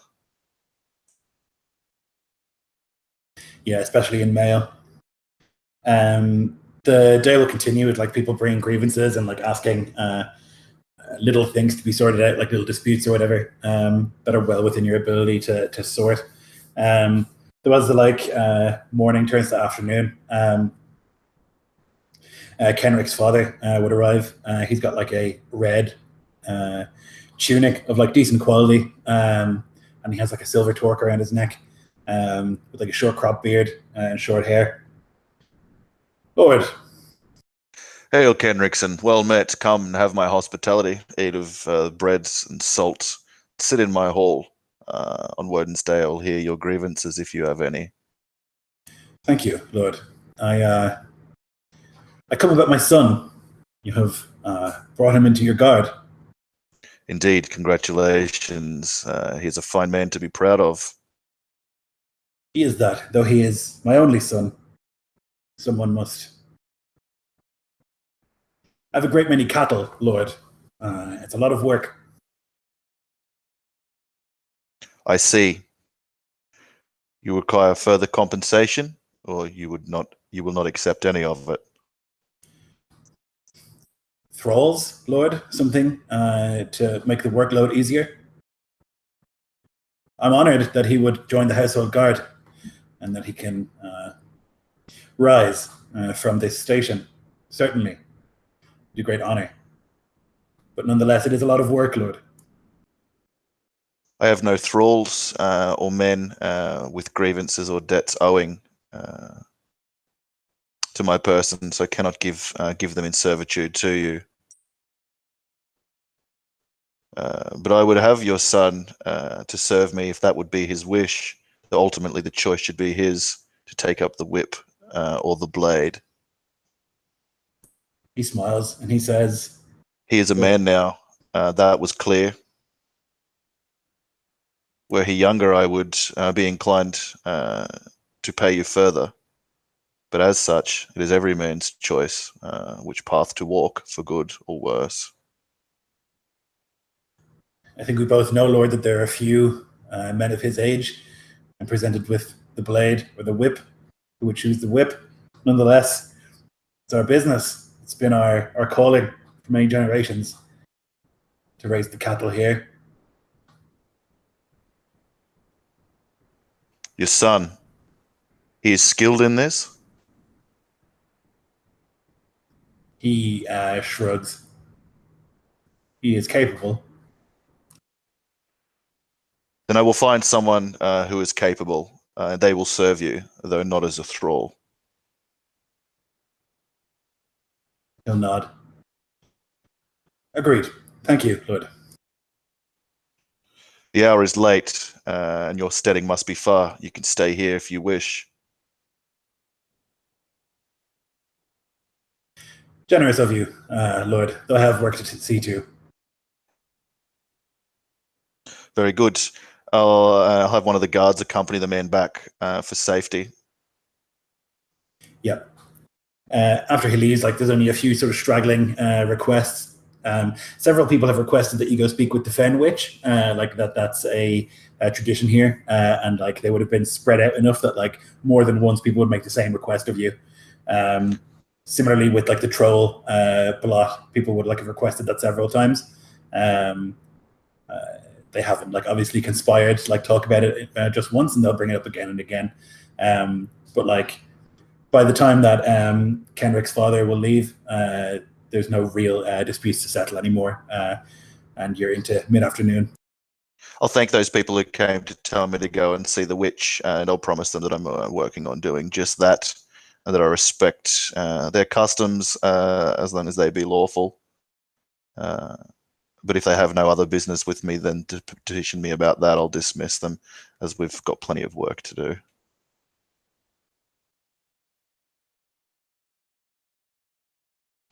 Yeah. So over the next like few days, people would start arriving from various villages. The first to arrive would be Ealdorman Yorman from Blarfin, which is like to the south, and that is that the king told you is like leal servants of this settlement. And he would like come and he would bring two thralls carry like this big basket of these beautiful apples, like green and crisp. Lord, I'm Ealdorman Yorman of Blarfin, to the south. Great day, joyous day to have law in these lands at last.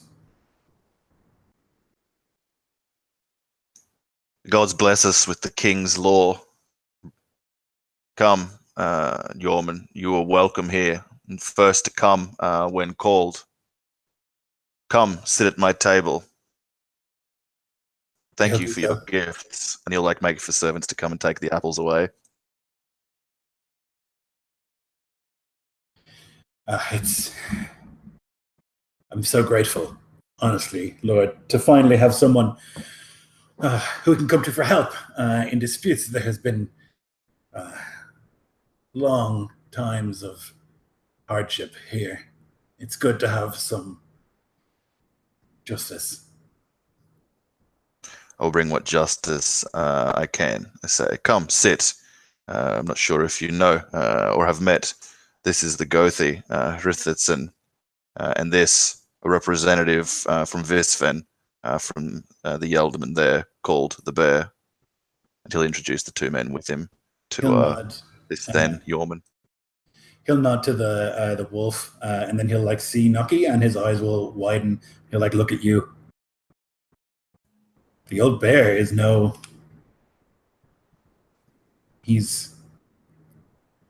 he looks nervous and unwilling to speak. Speak plain, you are amongst friends and have my protection and hospitality.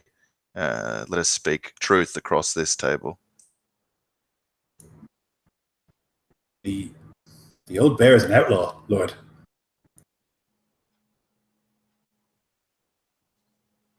He raises his eyebrow and turns his head slowly to regard Noki Garmison next to him.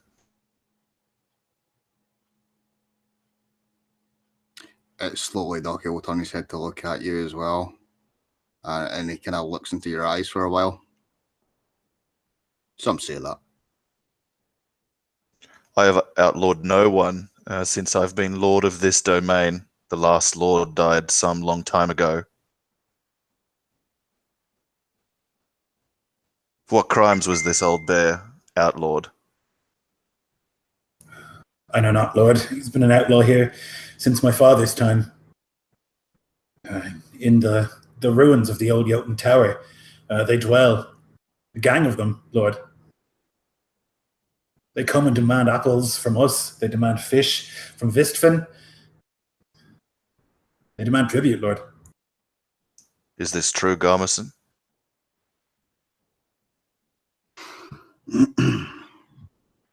Mine's got to eat. Indeed he does. But this must cease. These tithes, they rightfully belong to me. It's why I'm glad that you're here, Lord. We don't have the men to stop them. But now, and he like looks at the various sword and spear warriors around. Now we can stop them. I know what you're thinking.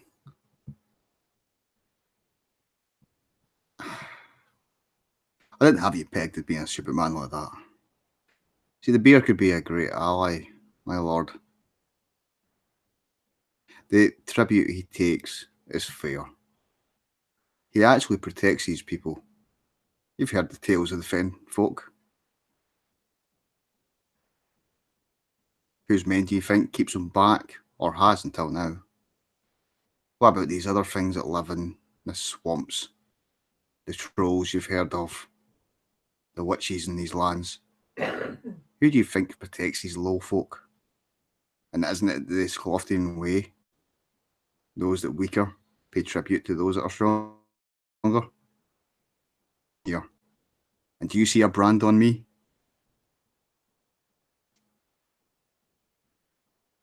He looks to your exposed hands, wrists, and face, and wonders what's beneath the clothes you wear. He'll quite happily roll up his sleeves. He'll expose the muscle on his neck down to the collarbone. Tattooed, but no brand.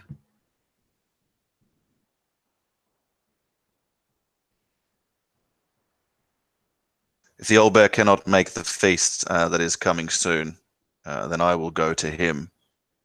And this is the coldest tone that Skjalmod has used since being here.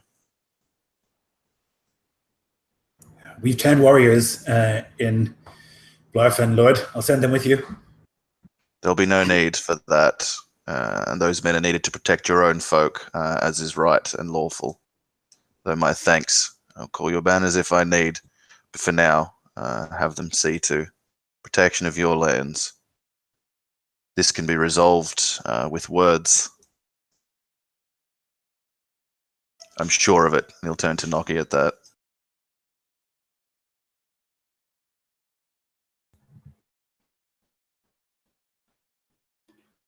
Noki just inclines his head but says nothing.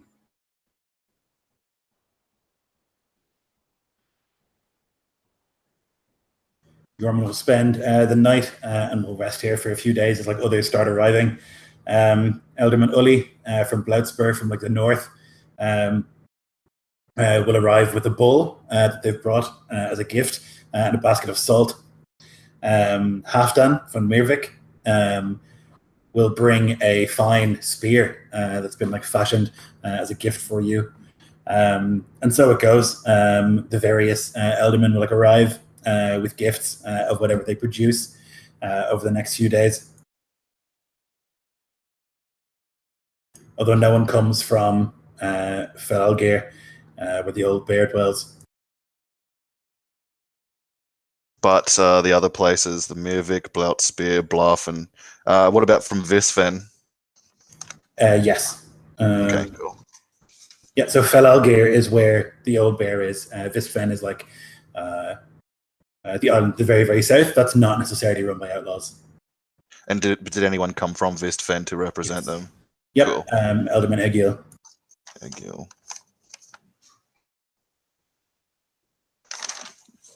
As the feast approaches, I'd be worried that still the old bear has not come, and I'll go to seek Nucky out.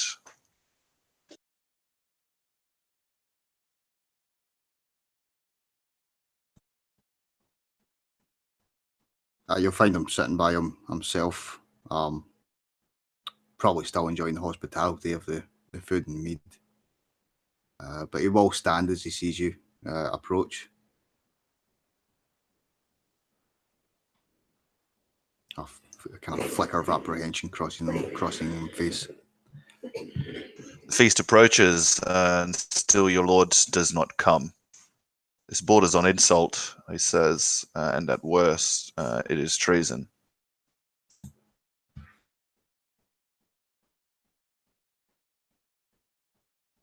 You speak for him here? What say you of that? I say the old bear has a mind of his own. He does not wish to come. He does not wish to come. How much privacy do we have currently? Are we sitting in a kind of great hall? If you appear cagey or reticent, then I'll just dismiss everyone and empty the room.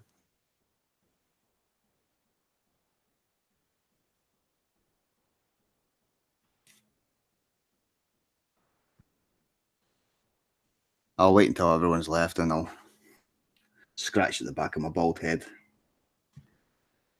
feeling like an old scar. You see, I'm not originally from these parts. I fled here as a boy. I watched my shitty little mud hut that I called home burn. Watched as the thatched roof caved in, fueled by the flames. And I watched as my parents were dragged out, bloody, charred and smoking, twisted in death. And I heard from the shadows my uncle, Aki, accused me of the deed, and I ran. But only as far as Aki's home. I waited there for him, before he even stepped inside the dwelling. I buried my knife into his snake guts. So it's true, I am an outlaw. And I am a king killer. But only once, not the thrice I am judged to be. The bear and his men, sure, there's many an outlaw amongst them. Some tell tales of their deeds, others keep it close to heart.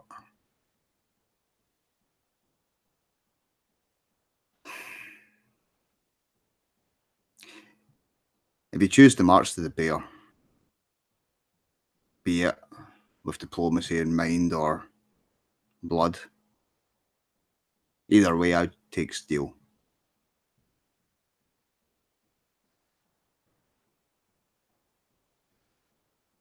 He's not welcoming. What the man said is true. I'll concede it. We do demand tribute. You betray your lord by speaking of this. Perhaps, but I never gave him an oath. Hell, you said it yourself, you never saw a man that didn't break an oath anyway. And neither have I. Whether it's spoken or unspoken. My parents gave an unspoken oath, and yet they beat me, starved me, treated me no better than a thrall. So I say fuck oaths. I'll judge a man by his deeds, not by the words he can say.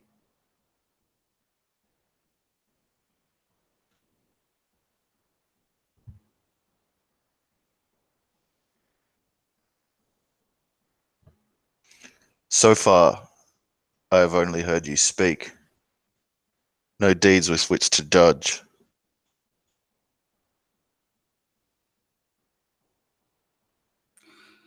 True. Which raises an issue of trust. But, you know, I don't trust my left hand not to cut the fingers off of my right hand. But I still use both hands. That is to say, I know the bear. I know the land. And I'm sick of his shit anyway. Then bring me the bear's head.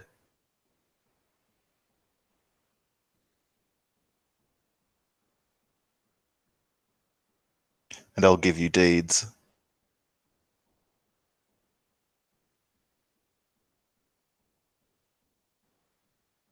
Deeds to land. And actions. For the people like yourself, as you say, with nowhere else to go. I'm one of them, sent here by my king. He'll say, now the room's empty, and it's only him to hear. I have nowhere else to go. No other place I can go but to make the best of this situation. Smile spreads across Loki's face, and he'll stand up and move to the mead bucket and fill 2 cups and come back to the table, placing them down and raising his own. Well then, to those that have got nowhere else to go, Skull. Skull, but he'll drink and keep his eyes on Noki. Then he'll give him whatever food, gear, garb, or arms he requires, and send him off.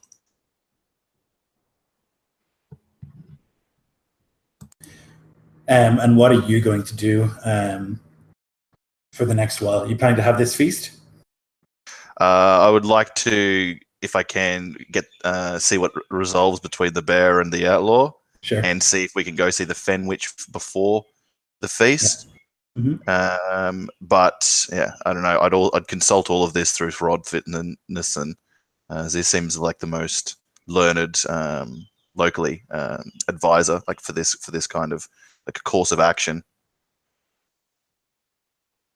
But that's my intent anyway. I want to kind of get some result from the bear and go see the fen witch before the feast. If that's not possible, then fine, do it. No, it is. Yep. You can definitely go and visit the witch while Noki goes to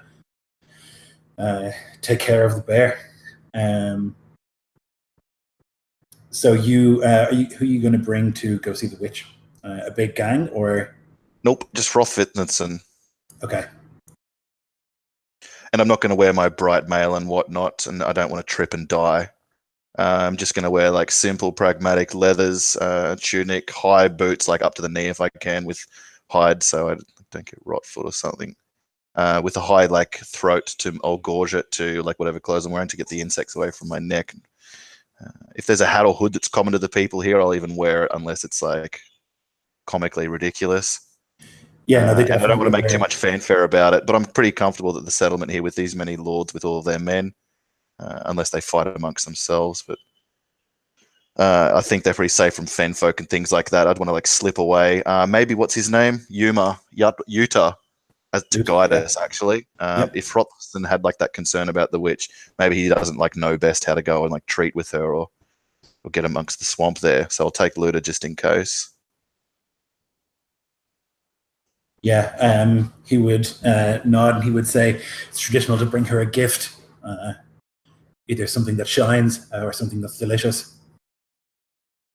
I'll take the fine boar spear that was given to me as a gift by the people from Mýrr I, and I'll take some of the salt from Blautspear inside an urn or like holder or something that's made from bronze or silver.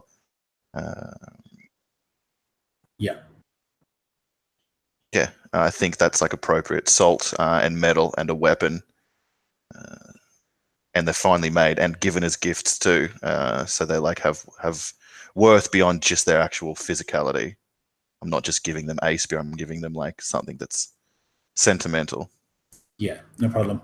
So you can like gather those things up and get Luta and Hrothvitnison, and you can like steal out like in the evening maybe or in the early dawn and make your way through the fens towards the coast where you can jump into a small boat and like make your way over to the strange island where this fen witch lives. It's big, this island.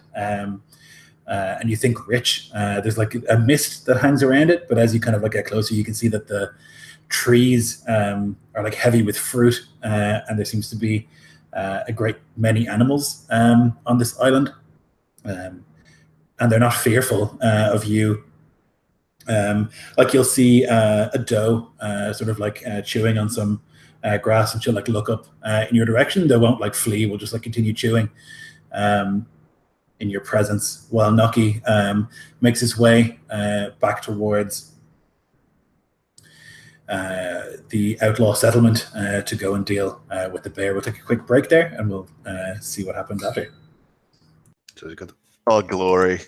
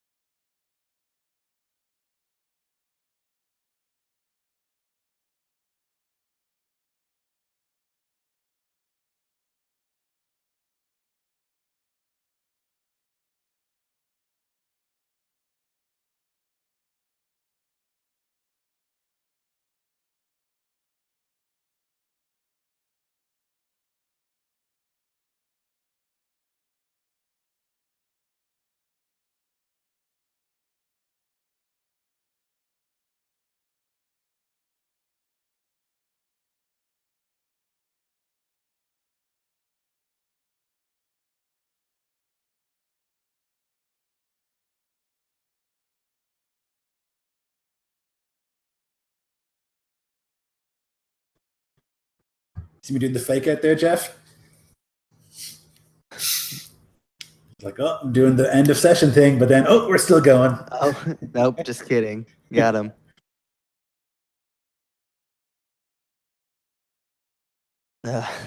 This is just the best. I could literally just have a campaign of like standing next to Nico, watching him solve grievances and like slipping small pieces of advice and wisdom in between and just like do that forever. Yeah, me too, man. Great.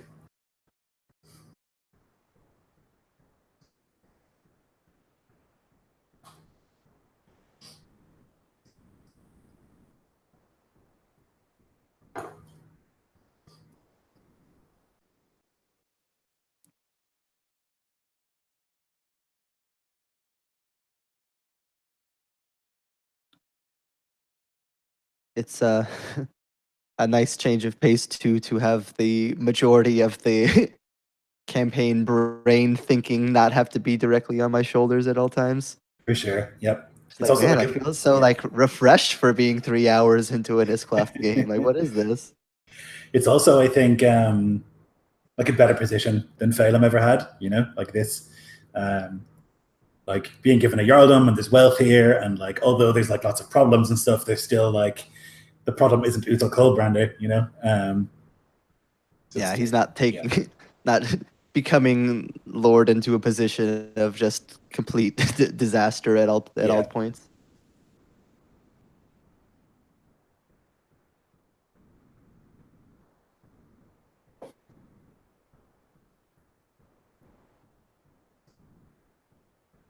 Yeah, that grievance solving is like the best part of Isclaf, I think. People coming up and calling you Lord, the best.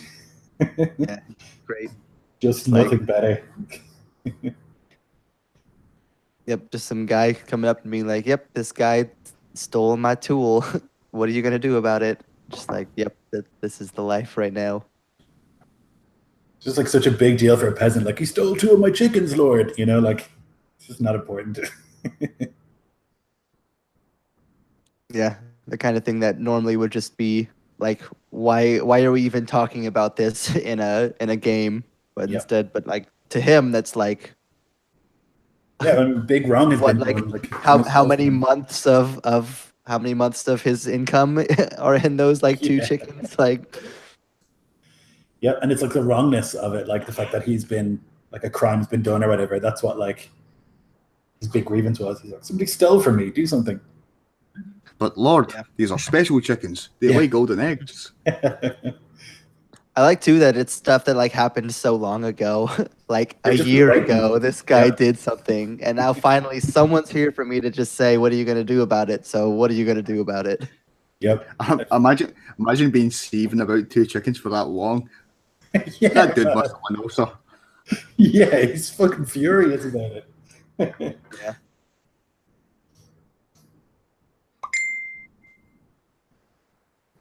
Yeah, I mean, imagine you live in this shithole and then there's no one to bring your grievances to. Like, you'd just be losing it.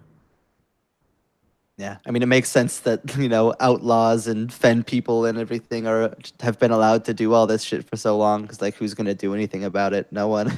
Yep. And it's also like a hard place to police because of the like natural way swamps work, I guess. Yeah, like it's already so big, but also so cluttered still. Like it's both at the same time. Like you can't really like stand at the top of a hill and just like look out and see where the baddies are. Like there's just trees everywhere. I mean, I've never actually I haven't spent a long time in swamps. It wasn't really something we had round about us growing up. But I imagine like the kind of Louisiana style swamps and things, that landscape must change a lot. Oh, big time. Ebbs and flows. Yep, that's what I was saying to you at the start with like the tide that like can totally shift the way that a landscape looks. All right, Nico's back. Okay, so Nucky, you've like gotten to that cramped little boat and like paddled your way back over to the island, and you can see before you like the ruins of the Jotun tower. That is where you have called home for a long time before you.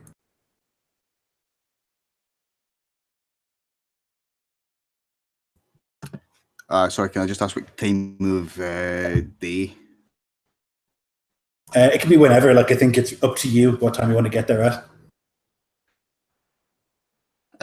Ideally, sunrise or dusk.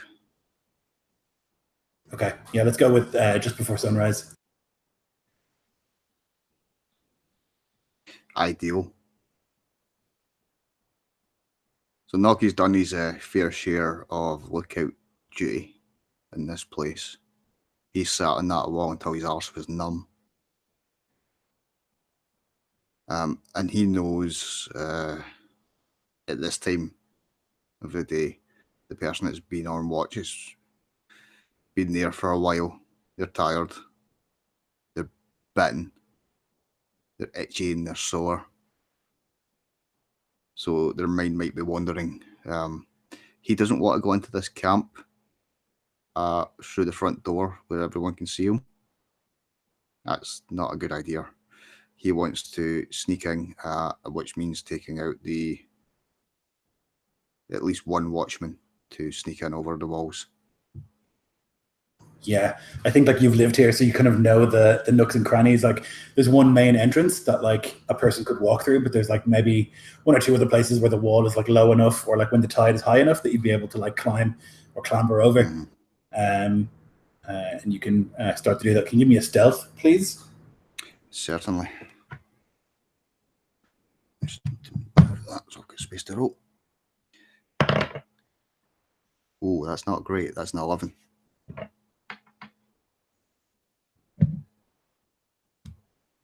Okay. So you're like making your way around, trying to like find a way in, and like in the sort of pre-dawn sort of dusk, you like start to like climb, and there's a bit of like a couple of rocks that like skitter down the side and then into the water below. That you don't hear anyone make any sound or anything like that. You're able to like climb up onto the wall. And you can see like maybe 60 or so feet to your right, if you go around the wall, is where you would enter normally, and that's where somebody is sitting. It's what's she called? Fenya? Bastard like. Seeing the red-haired Fenya, his heart sinks a little bit because he's known this girl all of his life, or at least of her life. Anyway, she's much younger. So as he lands on the wall in the crouch position, ready to pounce, crap. He stands to half of his height and walks towards her. Fenya! Fenya! She like turns and like jumps. Nucky. Shh. Shh, girl. Quiet. What's going on?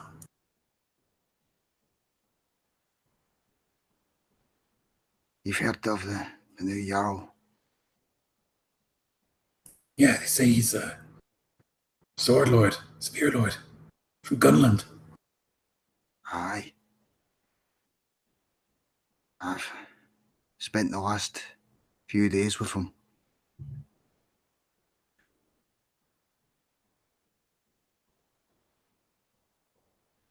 I don't know. Seems like a good man. But he won't like the bear.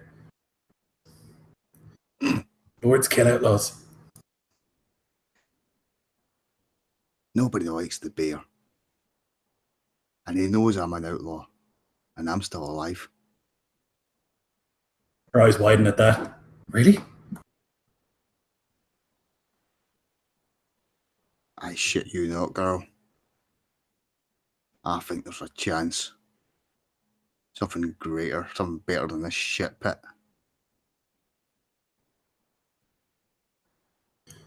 But the gang, they're our family. Are they?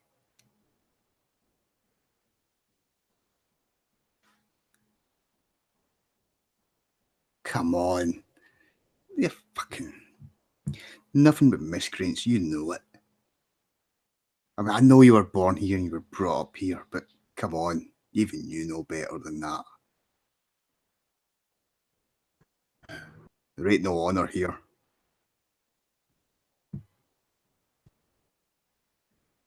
I don't know what honor I can expect. What would I be there? A troll?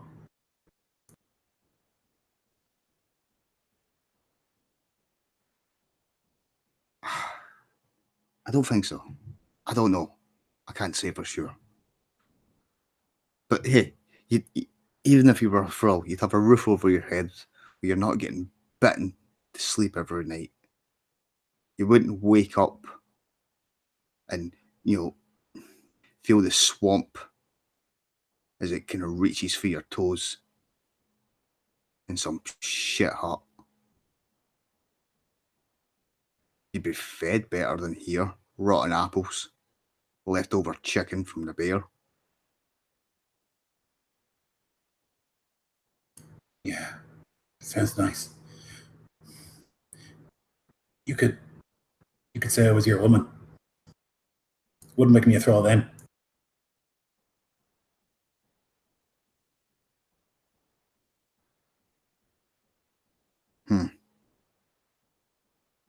No, I guess it wouldn't.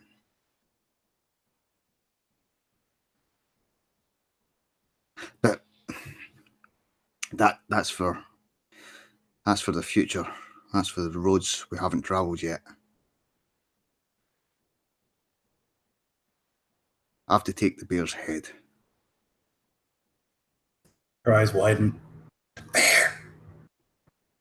But he's a berserker. Or he was. He's still a man. He can still fucking die. You've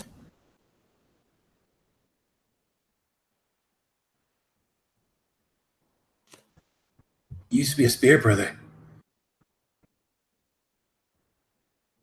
And what a great fucking spear brother he was. Now he lives in the middle of fucking nowhere in this dank swamp like the rest of us. Oh, what a legend he has built for himself.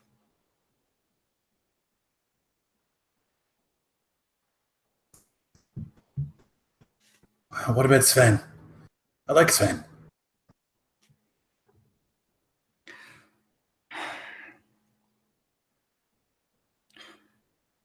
The way I figure, with the bear out the road, everyone else will be looking for someone to lead them. And you know as well as I do, there ain't no one around here with the balls to step up. And they'll fight amongst themselves. But that's where this new Jarl comes in. I've seen him, he knows what he's doing, he knows how men think. He can get them to toe the line.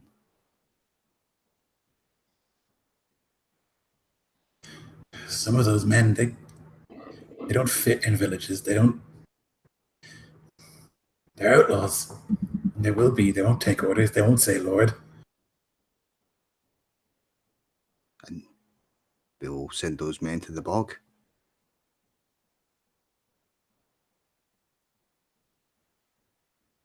Okay.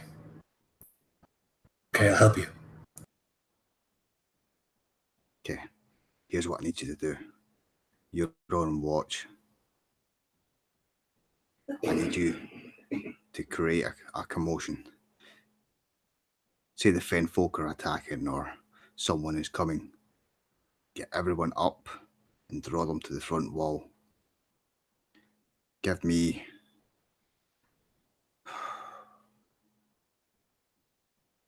until the sun hits the top of that tree over there. And he'll point to the largest tree nearby. As soon as you see the sun crest that tree, raise the alarm, and I will be in position. Okay.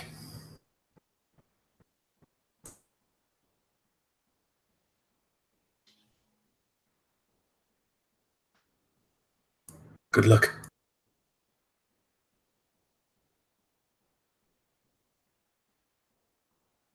And Noki doesn't say anything. He just wanders away, spirits away. On the island of the Fen Witch, this doe is looking at you and like chewing.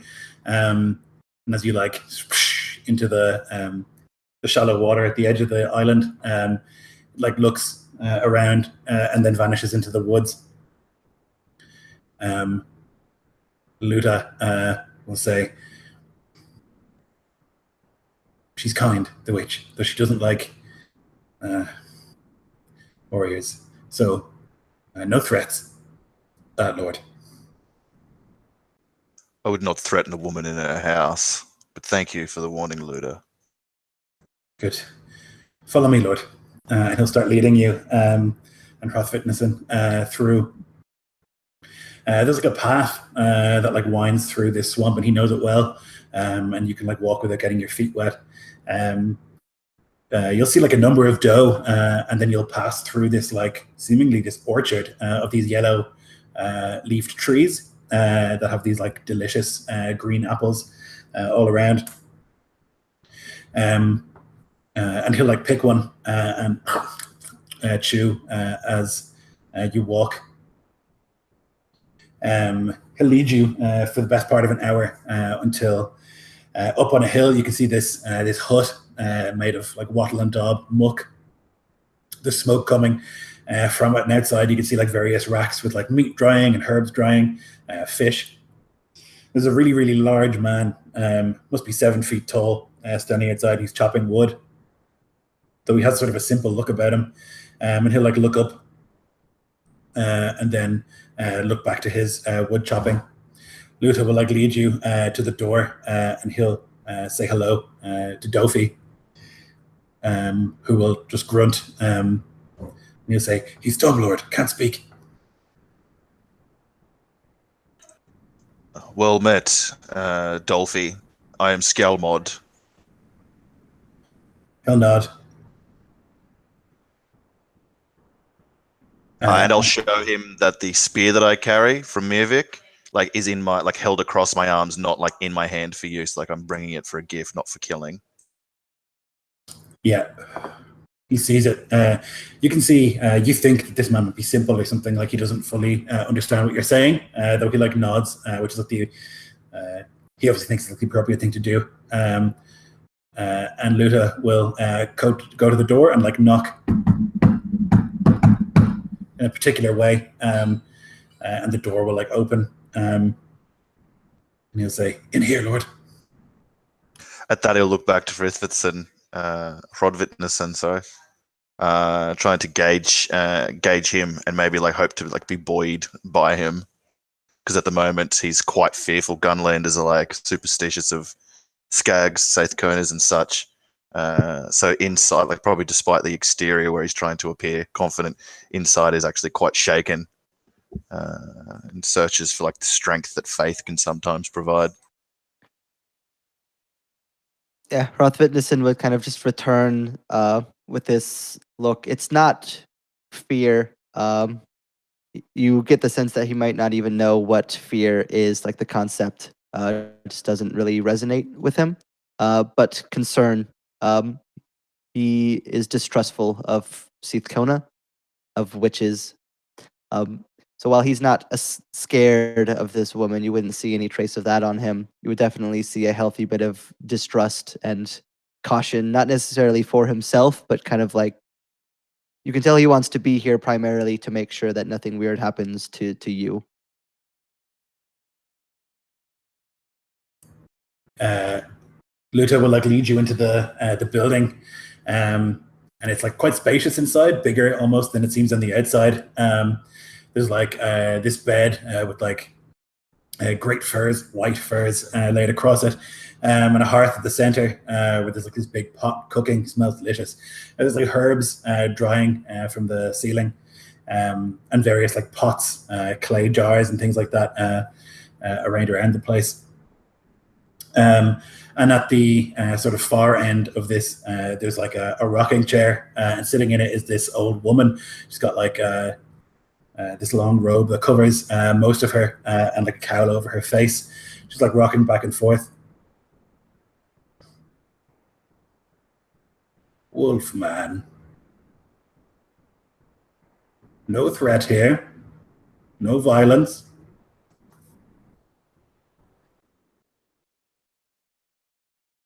We mean no harm, Fenwich. I bring, I'll kind of motion over to Skjalmod. The new Jarl, and under the eyes of Odin, bring him to meet you in accordance with custom. Swordwrath. I know of him.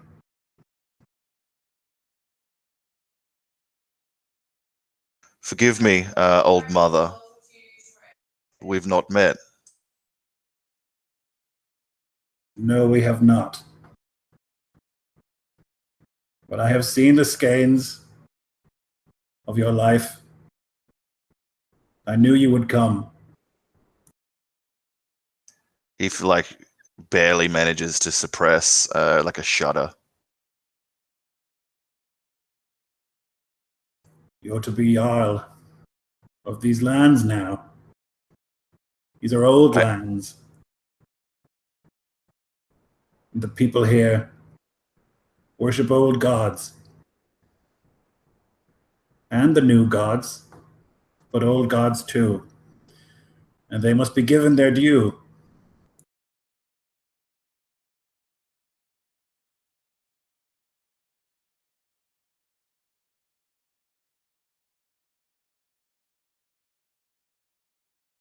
He nods agreeingly.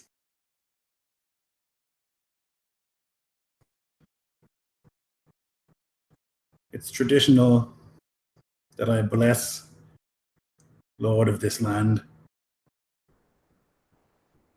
But first I would read of you. Get a sense of you, Swordwrath.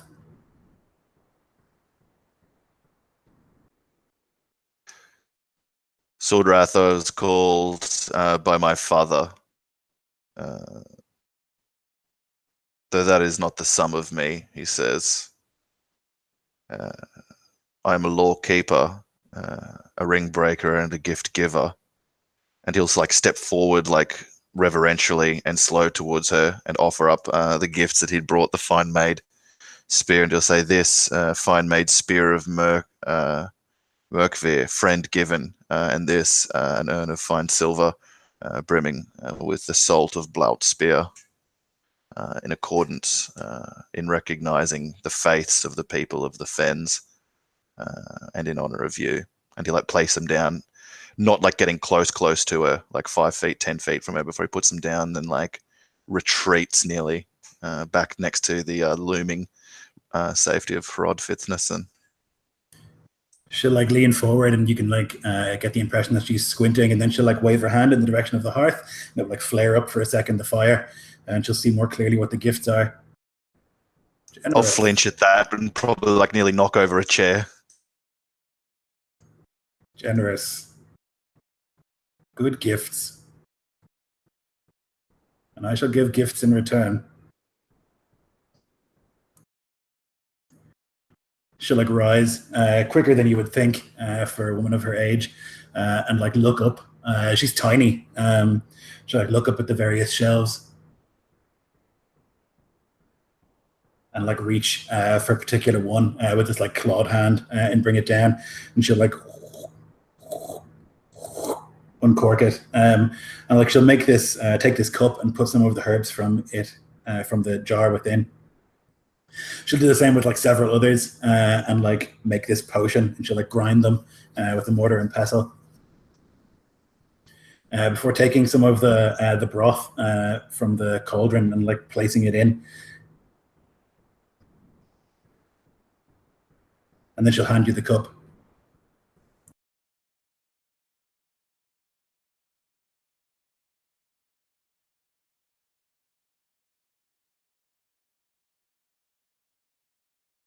Maybe recognizing some of the things that she's putting in, he won't sniff it so as not to cut his breath or make him splutter. He'll just kind of like try to drink it down. She'll nod at that, seeing the respect. It will be bitter, but it's good for you. We'll keep you hale. My thanks, old mother. We'll stop the insects from stinging.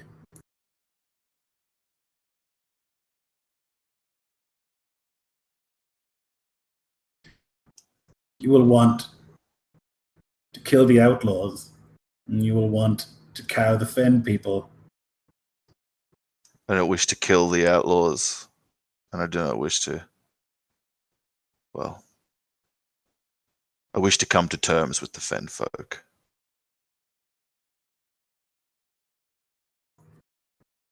They are led by a woman like me. Not entirely like me. But she has powers of prophecy. She can read the skeins. She can call forth things from the fens. This shudder he can't suppress. They were peaceful people. Fen folk. No longer. Something hangs over her. What hanging thing broke their peace?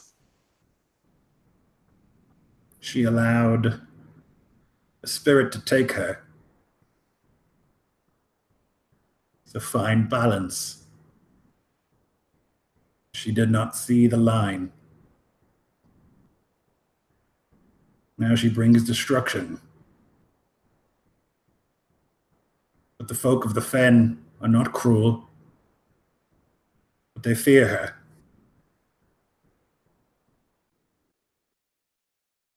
So real quick, Lloyd, if you don't mind, one of my features as an elf actually is that basically when it comes to creatures of the old gods, I can make lore-wise checks to see if I'm familiar with them. If that would be applicable here, I got a 16 lore-wise. Would I be familiar with what sort of spirit this might be? So I think you would know enough about Seath to know that like the way a Seath Kona does magic is to allow a spirit to like enter her body and then like it acts as a conduit for that spirit. And it's like dangerous and insane to allow spirits to come into your body, you would think. And like if you are too greedy or too like wanton with that power, then something will remain of those spirits. And you think that's probably what's happened. Yeah, he'll look over, say, she has gone too far down the dark paths, lost the kindness that the woman, and he, like, again, still cautiously, but with some sort of understanding, motion towards this fen witch. Lost the kindness that such women like this have. Is there some way to drive the spirit from her? Not with any magic he possesses, she'll say, looking at the wolf.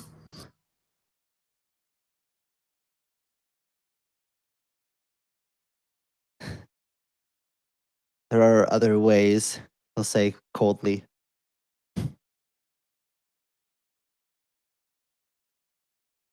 True. If her mortal form dies, there'll be nothing for the spirit to anchor to. Though perhaps folk of the fen will not be pleased. I would seek other ways than killing their queen. Death is a heavy sentence for a woman who has failed. It is If we can bring her back to herself and let peace reign there, that would be favorable.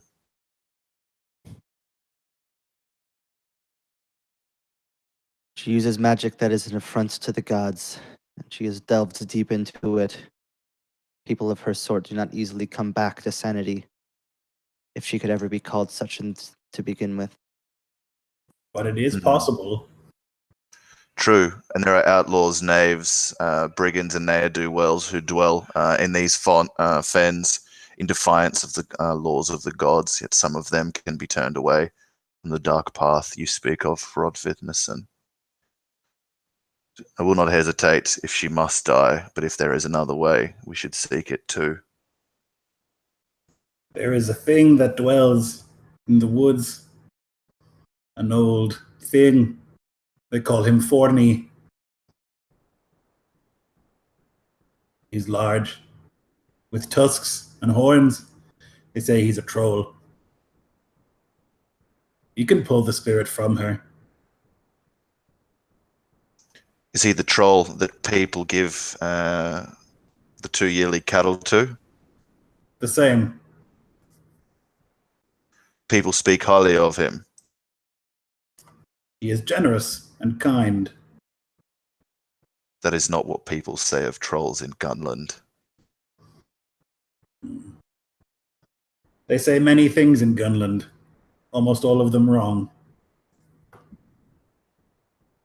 He would like reveal the first couple of inches of steel if that were like a warrior saying that, saying that. But he like knows. Well, he knows his fear. Actually, that's the truth of it. And just like stands there and like and takes that Morning Star comment. When first I learned it was a Gunlander coming here, I thought that there would be great misery. But I looked into the flames and into the dreams and into the skeins, and I saw that you are not as much a Gunlander as you may think. My mother is Elsblot, and my father Gunlander. But I serve the king in Castellan. I am a man of many people. Aren't we all? He nods at that, finding it quite strange, considering like the 3 occupants of this dwelling and the man without. Then I would seek out this Fjorny and see if he can aid us. If it's cattle he likes, its cattle will bring him.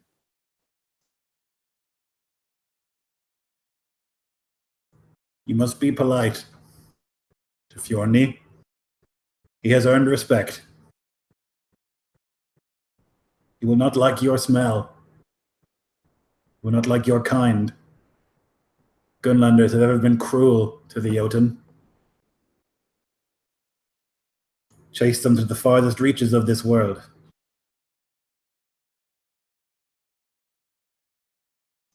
I am a slayer of men, but have no cruelty for my foes.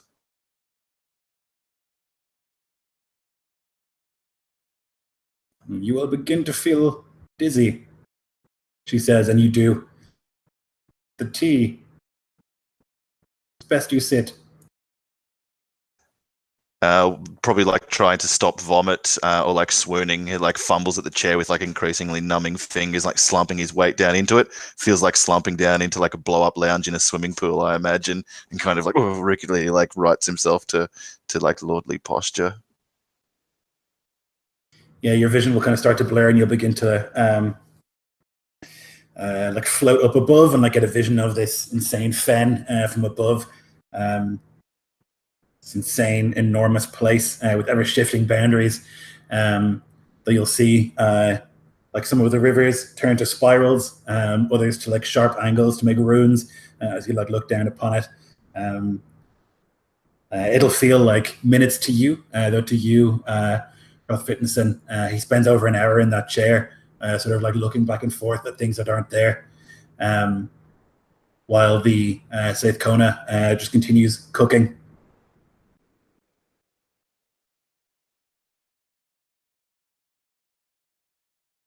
Yeah, I imagine that while he may not agree with the witches' practices as a whole, teas of this sort are probably something that he's had his fair share of dealing with, though, of course, his being the righteous and true method of Odin, not this skag magic.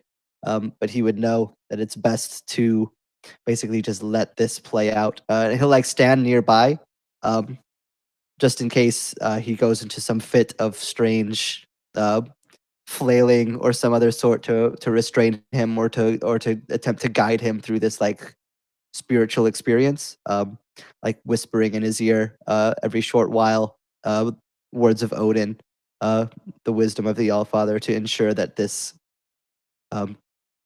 journey that he goes on is one that is fruitful and not dangerous.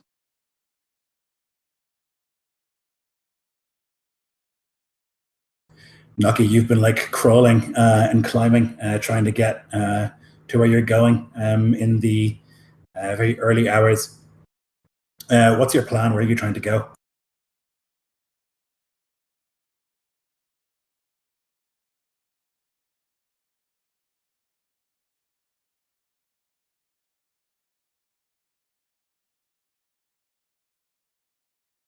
Checks.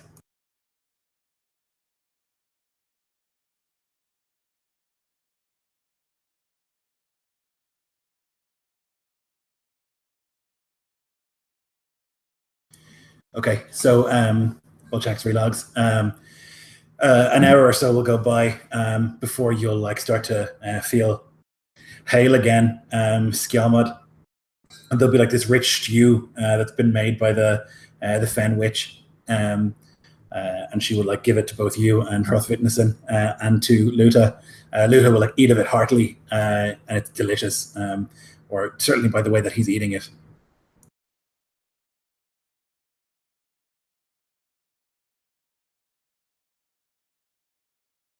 Oh, I'll give my thanks and take the bowl, though. I wonder if I'm like queasy or wretched from the heady tea. If I can like stomach it, I'll do so as befits a guest. You're going to be lord of this land, Swordwrath. I'll need an oath from you.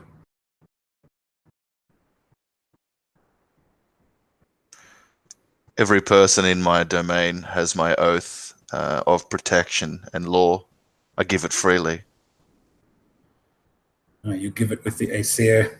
I need you to give it in blood.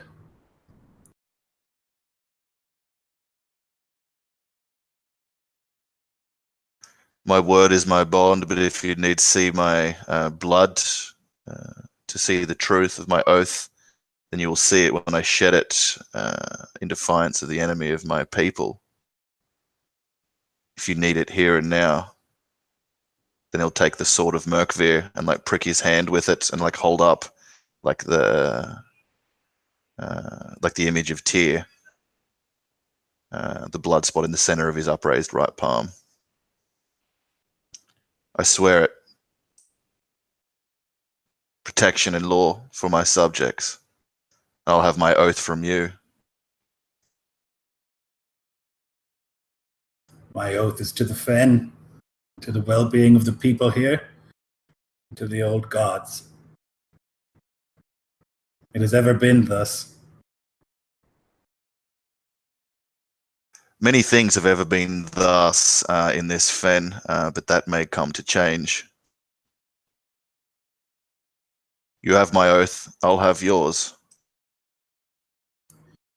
She'll like reach into the sleeve of her like robe and pull out this sewing needle and like prick into the center of her palm, and blood will like fall, and she will grasp your hand with surprising strength and like press the blood against yours. Serve me and the people of these fens as you have ever done, with midwifery, with your cunning ways, with your wound wise and benevolence, and I will never betray you. So it shall be. Yeah, he's not sure if it's like the reverberations of the heady brew, or if it's like the witch's magic, the touch, or of her blood being near him.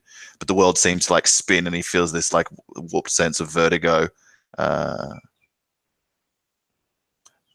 I think if it wasn't for Luma and Hrothvitnison being here, he would not feel so bold. Makes sense. So Nucky, what's your plan in approaching the Great Bear? Okay, firstly, sound? Yep. Good, excellent. The plan is to stay in the shadows near the dwelling of the bear until the sun crests the high tree and Fenya raises her alarm. And as soon as that alarm is raised, what type of dwelling does he stay in? Is it stone? Is it skin? Yeah, so it's a mix. Like there's in the years that he's been here, he's like taken some of the old stones and like made like a three walled dwelling, and then he's like hung skins over the top of it with like basically like a tent flap at the front that you can enter into, and like a hole for the hearth to burn fire in. Though like the stone is loose and like most of it covered with skins. Yeah, no, I would not take the risk of those stones for fear of noise. So he would just enter through the front. This is as he sees the sun cresting, he'll enter through the front of the hut. Yeah. And he'll Good. I was just gonna say he'll stare at the figure of the bear, assuming he is sleeping, He is. resting on his cot and the great bulk of him, and sleep. And he'll pull the war sacks that the bear gave him free from the scabbard. And he'll lick his lips at the task that he's about to do. Yeah, there's like a girl in the cot next to him who's also like fast asleep, enveloped in his huge arms, as he just like snores loudly. Beyond that, like everyone else sleeps in various tents and stuff outside. No great long haul as this. Yeah, and he snores loudly as you like look out and see the sun starting to crest that tree. Noki chides himself at the fact that there's a girl in the bear's bed. He should have known. But in the impetuous nature of the act, he's not even considered this. And for a moment he has a doubt. He's going to grab what little fur lies strewn beside them. And before he goes to strike, he's going to throw the fur over their heads or faces and cover them. Good idea. So as you like grab the fur and like loosen it a little bit, you can hear outside this call. Fen! Fen! You can hear Fenya shouting, and you can hear like people stirring. Though the bear is like snoring loudly still. Though the girl maybe like rustles a little bit. And I will lift the furs off of the sleeping jewel, eyes falling on her pale legs ever so too much, considering what's about to happen. And then the not so glorious sight of the bear's legs up into his crotch area. As he brings the war sacks down, he's going to go for that artery. And if it's okay, I'm going to spend all 5 points of the Nifa. Yes, it's so okay. Brutal. What is this 5 point spend? What is it? Okay, groin stab. Oh, So you'll have advantage because he's asleep to make your attack. Okie dokie, smoke it. Don't give me another 11. Oh, 28. Sorry, that's a lie. 27. Oh, that misses. Oh, fine. Of course it hits. So let me just check. I think if he's incapacitated because he's sleeping, let me just check what the condition is. I think it might be an auto crit. We need a Jeff ruling here. Get the Dodie in. So the auto crit is only paralyzed. Okay. Pyra. Yeah, incapacitated. It can't take action. Okay. Yep. So so you definitely hit. You can go ahead and give me the brutality to follow. Okay. Oh, wait, I don't have enough D6s over this. He also needs to make a save, just in case. It's a grit check, I believe. Well, I don't know if he's gonna. Well, he probably will survive this as a berserker. Oh shit! 22. It is 25 points of damage. Okay. He gets a 9 in his grit check, so he fails that.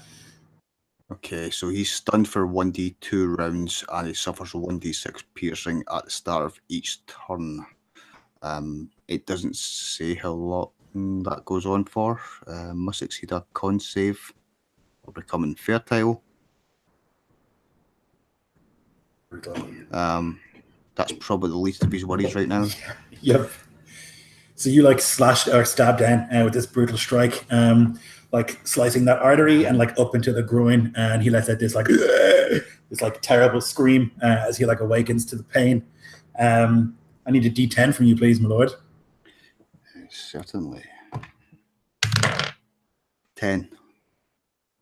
Okay, I think that means he can't take reactions. He's stunned anyway, so he just like his eyes open wide, and like his big hands just like reach randomly in different directions, though he's unable to do anything. Roll initiative, please. Okay.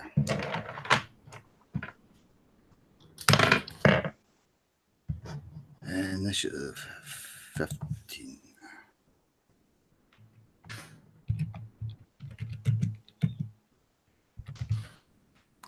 Oh.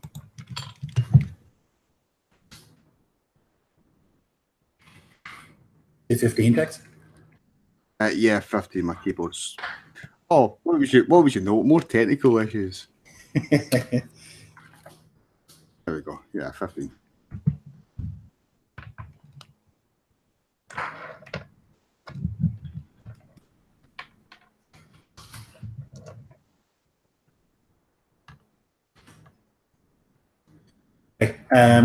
So he lets out this like terrible noise, but is like unable to move. You can see he's like breathing, hyperventilating.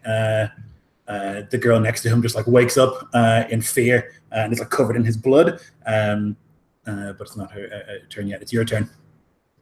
I see her sit up, the fur falling from her face as she's wide-eyed, feeling the hot splash of blood across her. And the Warsax comes round, aiming for her throat.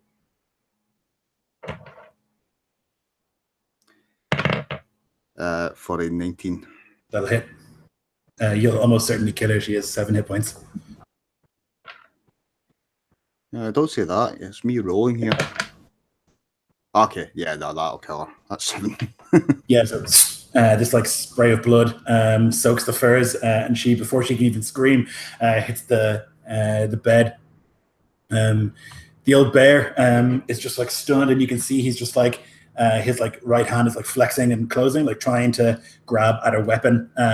Although you think like by the look in his eyes, it's so he can go to the corpse hole as opposed to try and kill you. But he's stunned. You can hear outside like a call, like a shout, and it's Bercy, who yesterday or a few days ago had spat in your shoes. He like rushes in, Bear, and then like sees what's going on, and he just like, what? He doesn't even understand what's happening. He's like come to tell him about defend people, and he like holds his axe stupidly, and then sees, what? Naki, what?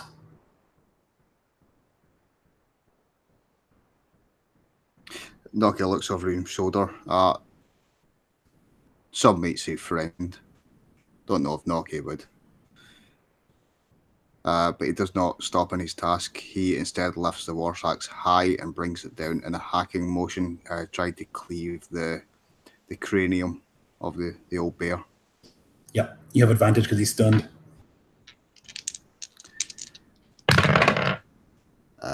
That will be a 24. That'll hit. I love these runic dice. 6, 11, 13, 13, 17, 20 points of damage. He's barely breathing. Like you bring it down, and it like slashes down into his forehead. He's like twitching. You can see his eyes looking at you like with confusion, but also you can see this like deep fear that he's not holding a weapon and he's going to die. Svenja is dead. Go ahead. Sorry, can I use my free or bonus action to kick his weapon away from him, please? Oh, so brutal. I meant to do it. I Yeah, approve. sorry, I meant to do that. Yeah, you can. He was stunned for 2 turns. Is that right? Did we roll for that? 1d2. Okay, will you roll? I don't know if you rolled or not. Will you roll a d4?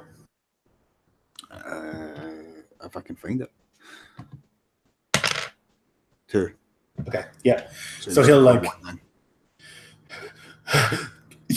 you cunt. And he's just like gargling. He's gonna attack and try and grab a weapon, though he won't be able to get to one. He's just gonna grab you. So I need you to make an athletics, please.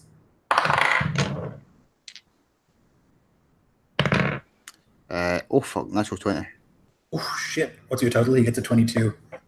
My total, I think it's actually a minus. It's yeah, it'll be a 19 then. Okay, so he manages to grab your collar and you're grappled. He's only stood for 1 turn, right? Yeah, so he grabs you close and pulls you into a headlock, and he can feel his enormous strength just like crushing the life from you. He's going to make an unarmed attack. It's a 12 plus 6 is a 18. Oh yeah. It's going to be 8 bludgeoning damage as he like holds you there and then just like shoves his fist into your face.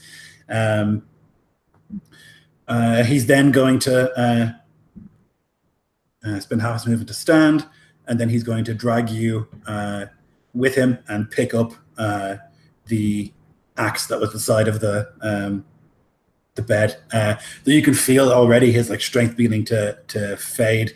Actually, just remember he takes damage, doesn't he? Piercing damage to start of his turn. Yeah, sorry, 1d6, I believe it is. I'll just double check. Oh yeah.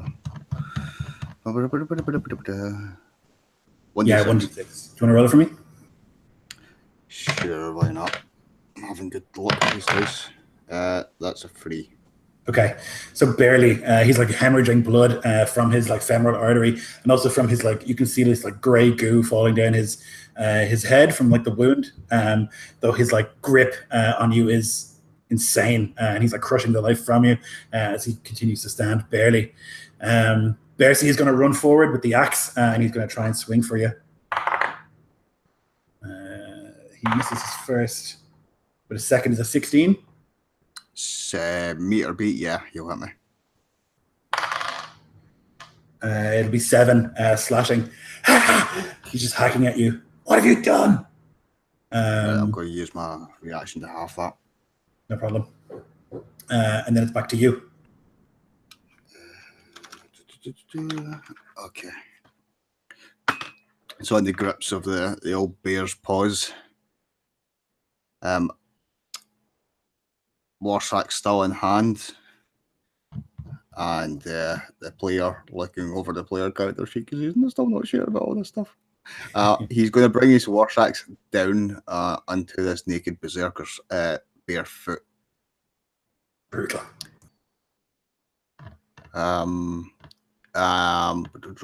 What was it called? The thing we were talking about earlier, dirty fighting. Can I have him make his save, which is a DC 14? He fails. Superb. Fuck off, really? That's only an 11 to hit. That'll actually miss. Yep. So he's got you like in the grip, and you're like stabbing downwards frantically, and like behind you. Though this is how he's always fought. He's like, got you in that grip. So his turn takes 4 damage and dies. So like he's like holding you, and then you can feel like the grip begin to like loosen as like blood is just like like pouring on the ground from the artery that's been cut, and like the grip will loosen, and he'll just like fall forward with you in his hands and like poof, onto the ground, forward into the furs. I'm gonna roll a grit check to see if he held onto that axe. It's a 6. No Valhalla for the bear. So he like basically lets go of you and lets go of the axe and like onto the ground, and he just like falls forward with you in his hands, dead onto the ground. Bercy is going to try and wreck you. So he swings the axe down. You bring up your fine sayax, and you like it like hits into the haft of the axe, and it's like stuck. And he's just trying to pull it out and away. He rolls a natural 1 and will damage his weapon. And then it's back to you. I'll hold his weapon there as best I can. Kind of the weapon's locked between us, and pull myself back to my feet using his momentum as he pulls at the weapon. Bercy, calm down. Listen to me. This is for the best. Fucking murderer! You're a fine one to fucking talk. But the bear! He's like a father to us.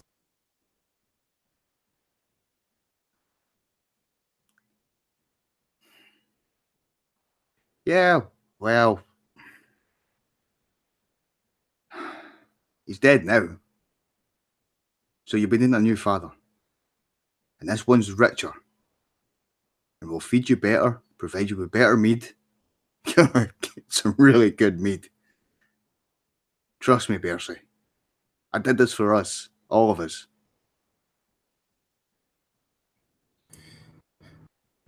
What, to go and fucking kneel? Call some rich bastard Lord?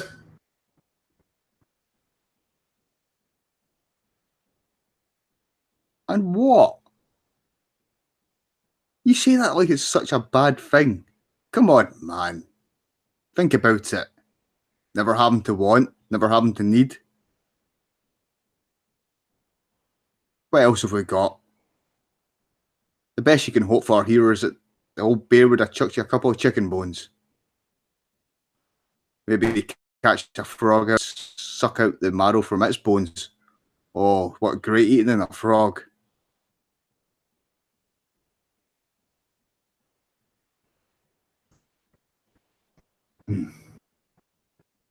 You see his like eyes like looking from the bear to you, and like out back towards the tent where you can hear people at the wall. He knows that he's alone.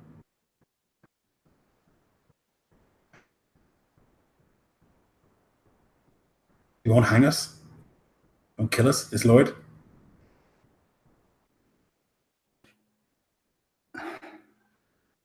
I've seen him preside. He was fair.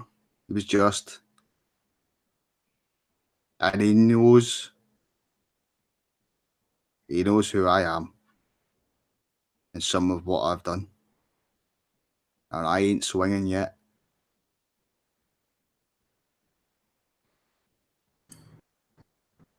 All right. He'll like go over to the bear's body and he'll like press the axe into his hand. And at that point, I want to take his head off. Oh, fucking brutal. Inspiration. Go for it. You have advantage.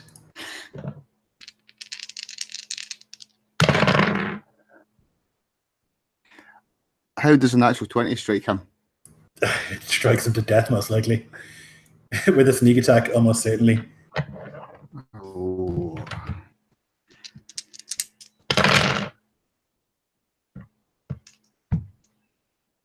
Oops.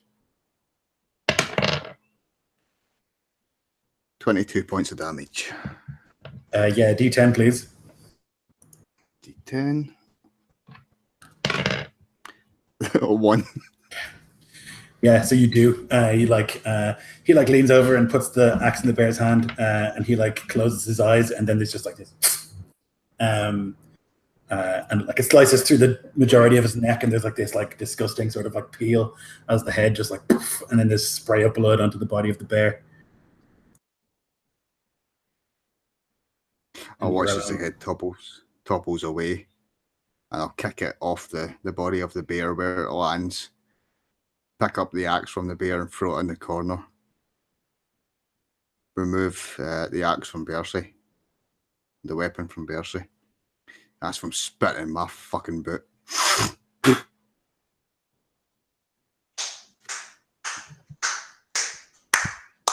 Fucking glorious.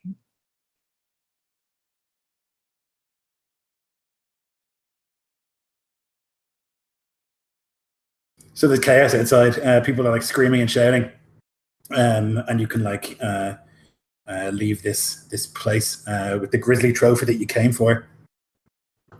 Outside, people are like confused. There are no fen people, and they're like looking around them, milling around. They're like looking at Fenya in confusion, like, where are they? And she's like, I saw them, I promise. And in the confusion, you can make your way to her. Yeah, I would put the old bear's head in a kind of what you cry it, like bindle stick. Yeah. Of fur. And carry it.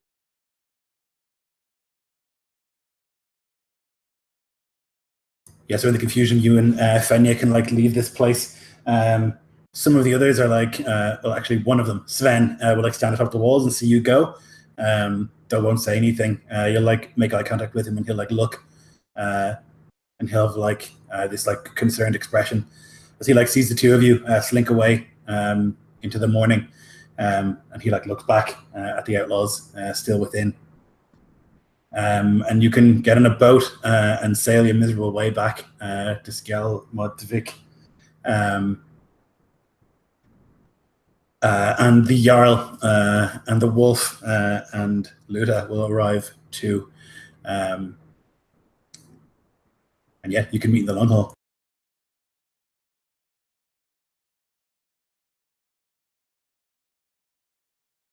I imagine I've just finished bartering with the cattle farmer Carrick for another beast, intending to like set a party together and set out for the troll as soon as Nucky returns, or I hear word from a traveller of his corpse being thrown into the canal and failing.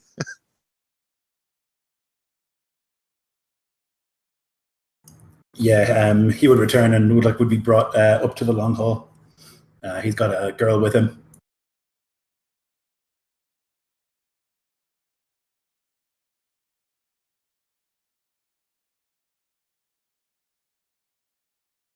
Yeah, I didn't hear you, Jack. Sorry. In the meantime, I think Hrothvitnison would approach the Jarl and say, "You've made pacts with dangerous creatures, profane forces.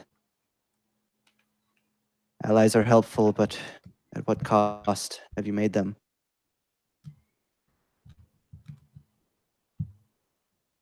It is Jarl's duty to swear an oath to his people, to protect them, give them law. You heard me. I spoke nothing more than those words as far as pact goes with the Fen Witch. Yet your blood mixes with hers. That is no And small often with thing. Yeah. At that, he kind of catches the barb in the blood.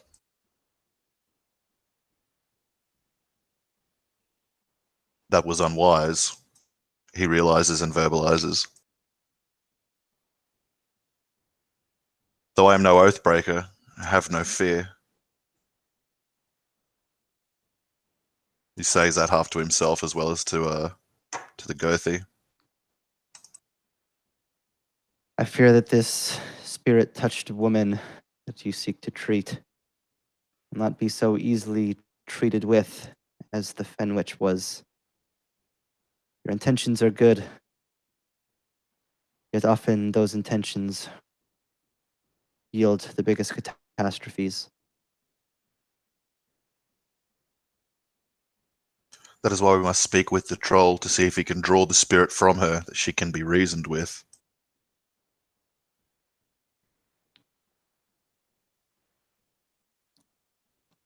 People who go down such paths rarely walk back, and even when they do, temptation will ever be upon her. She will know the power that she's felt, will know what spirits can offer. She will make them again. She will bring her people to ruin, along with these lands. You believe this? He asks, but kind of like 80% knowing that you do. I do. That this cannot be resolved in the means that I intend. That it must be death for her and her kith.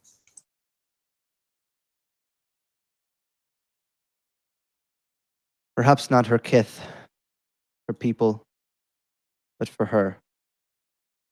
If she has brought them to violence, then we must hope that they do not seek to continue that violence when she is gone. She most likely dwells in the heart of the fen folks' domains. Cannot march upon her holdfast that is made of like mud and the currents of water. People just slink back into the fog, to their homes they know so well. How would you propose we vanquish her?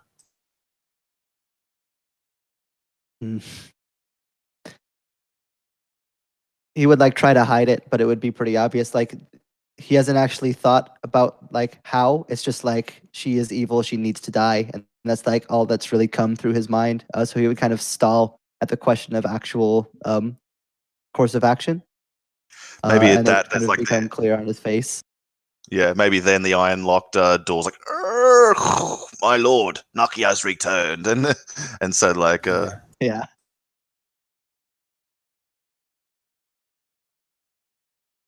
So you'd be let in, Nucky, with Fenya. Yeah, you can't hear me. Yep. Sure. Noki, you can see Noki walking this red-haired girl with bright green eyes, slightly shorter than he is, walking by his side, matching him stride for stride. You can see that she's attempting to hold his hand, although he's kind of pulling away.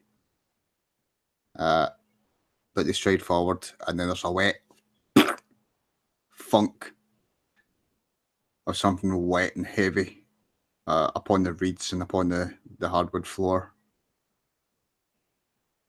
And he'll snip at the twine that holds this package together, and as it unfurls the head of the bear, tongue lolling forth and eyes rolled back, this blue grey skin, head staring up at you, Jarl. this was the bear. Was. Yep. And what of his followers?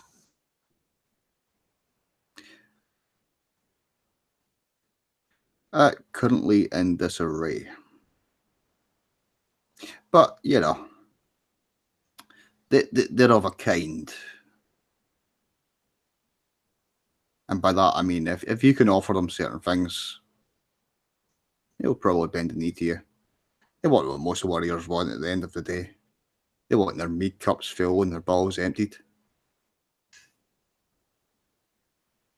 I would give them mead, pay them silver for their service and protection when it is called for. That's more than they've Take ever had this. before. Someone could take this message to them and offer. I don't like the way you're looking at me.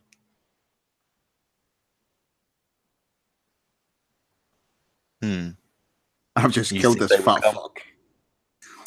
I ain't going back there without an armed guard.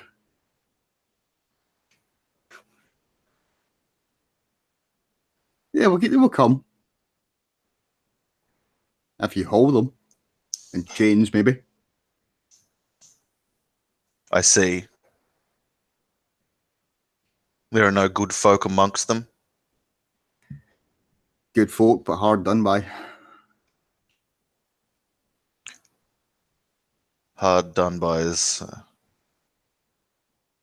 not definitely beg a death sentence. No, but it means they're not willing to give trust to just anyone, and certainly they ain't willing to give trust on lip service. They trusted the bear because if they did not, they would not get the scraps thrown from his table, would They didn't feel trust his the wrath. bear. They didn't trust the bear. They survived because of the bear, and they knew that. Now without him they are weak. Now Mhm. they cannot demand tribute. Now they must seek on you, master, to provide.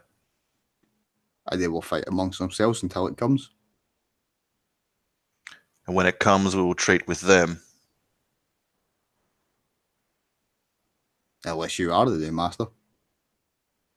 That would be preferable. I would rather rule these people than kill them. Some of them we will have to kill. Some of them...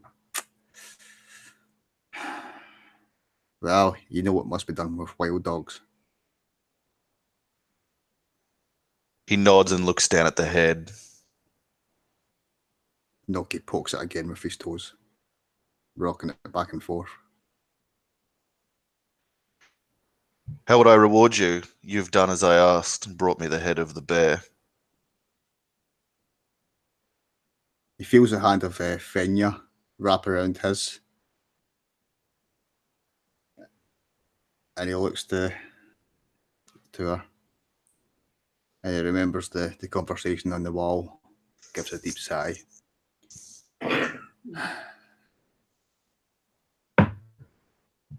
This is Fenya. She is my bride. Well met, Lady Fenya. Come. She like grips your hand tightly, and there's like a beaming smile on her face.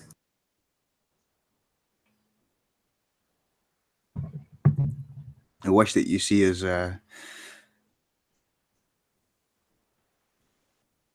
both as safe as you can possibly see us in these dead lands.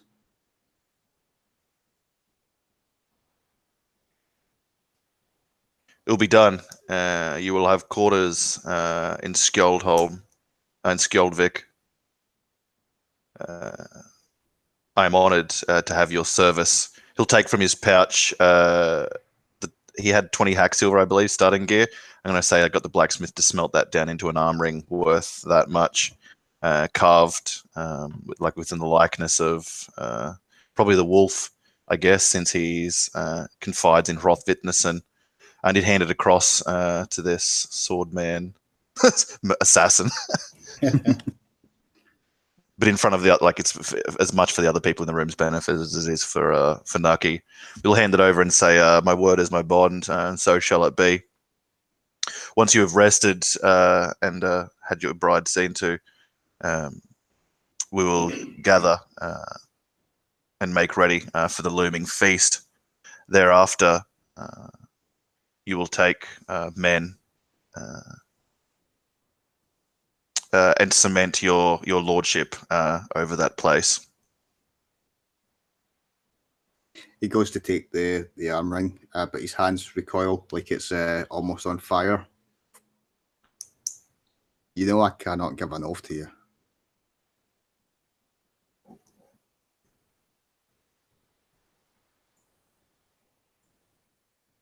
Not now. If you want an oath given, you will wait until every man from Felagir is here and present. Then until then, take this as a gift given rather than an oath ring.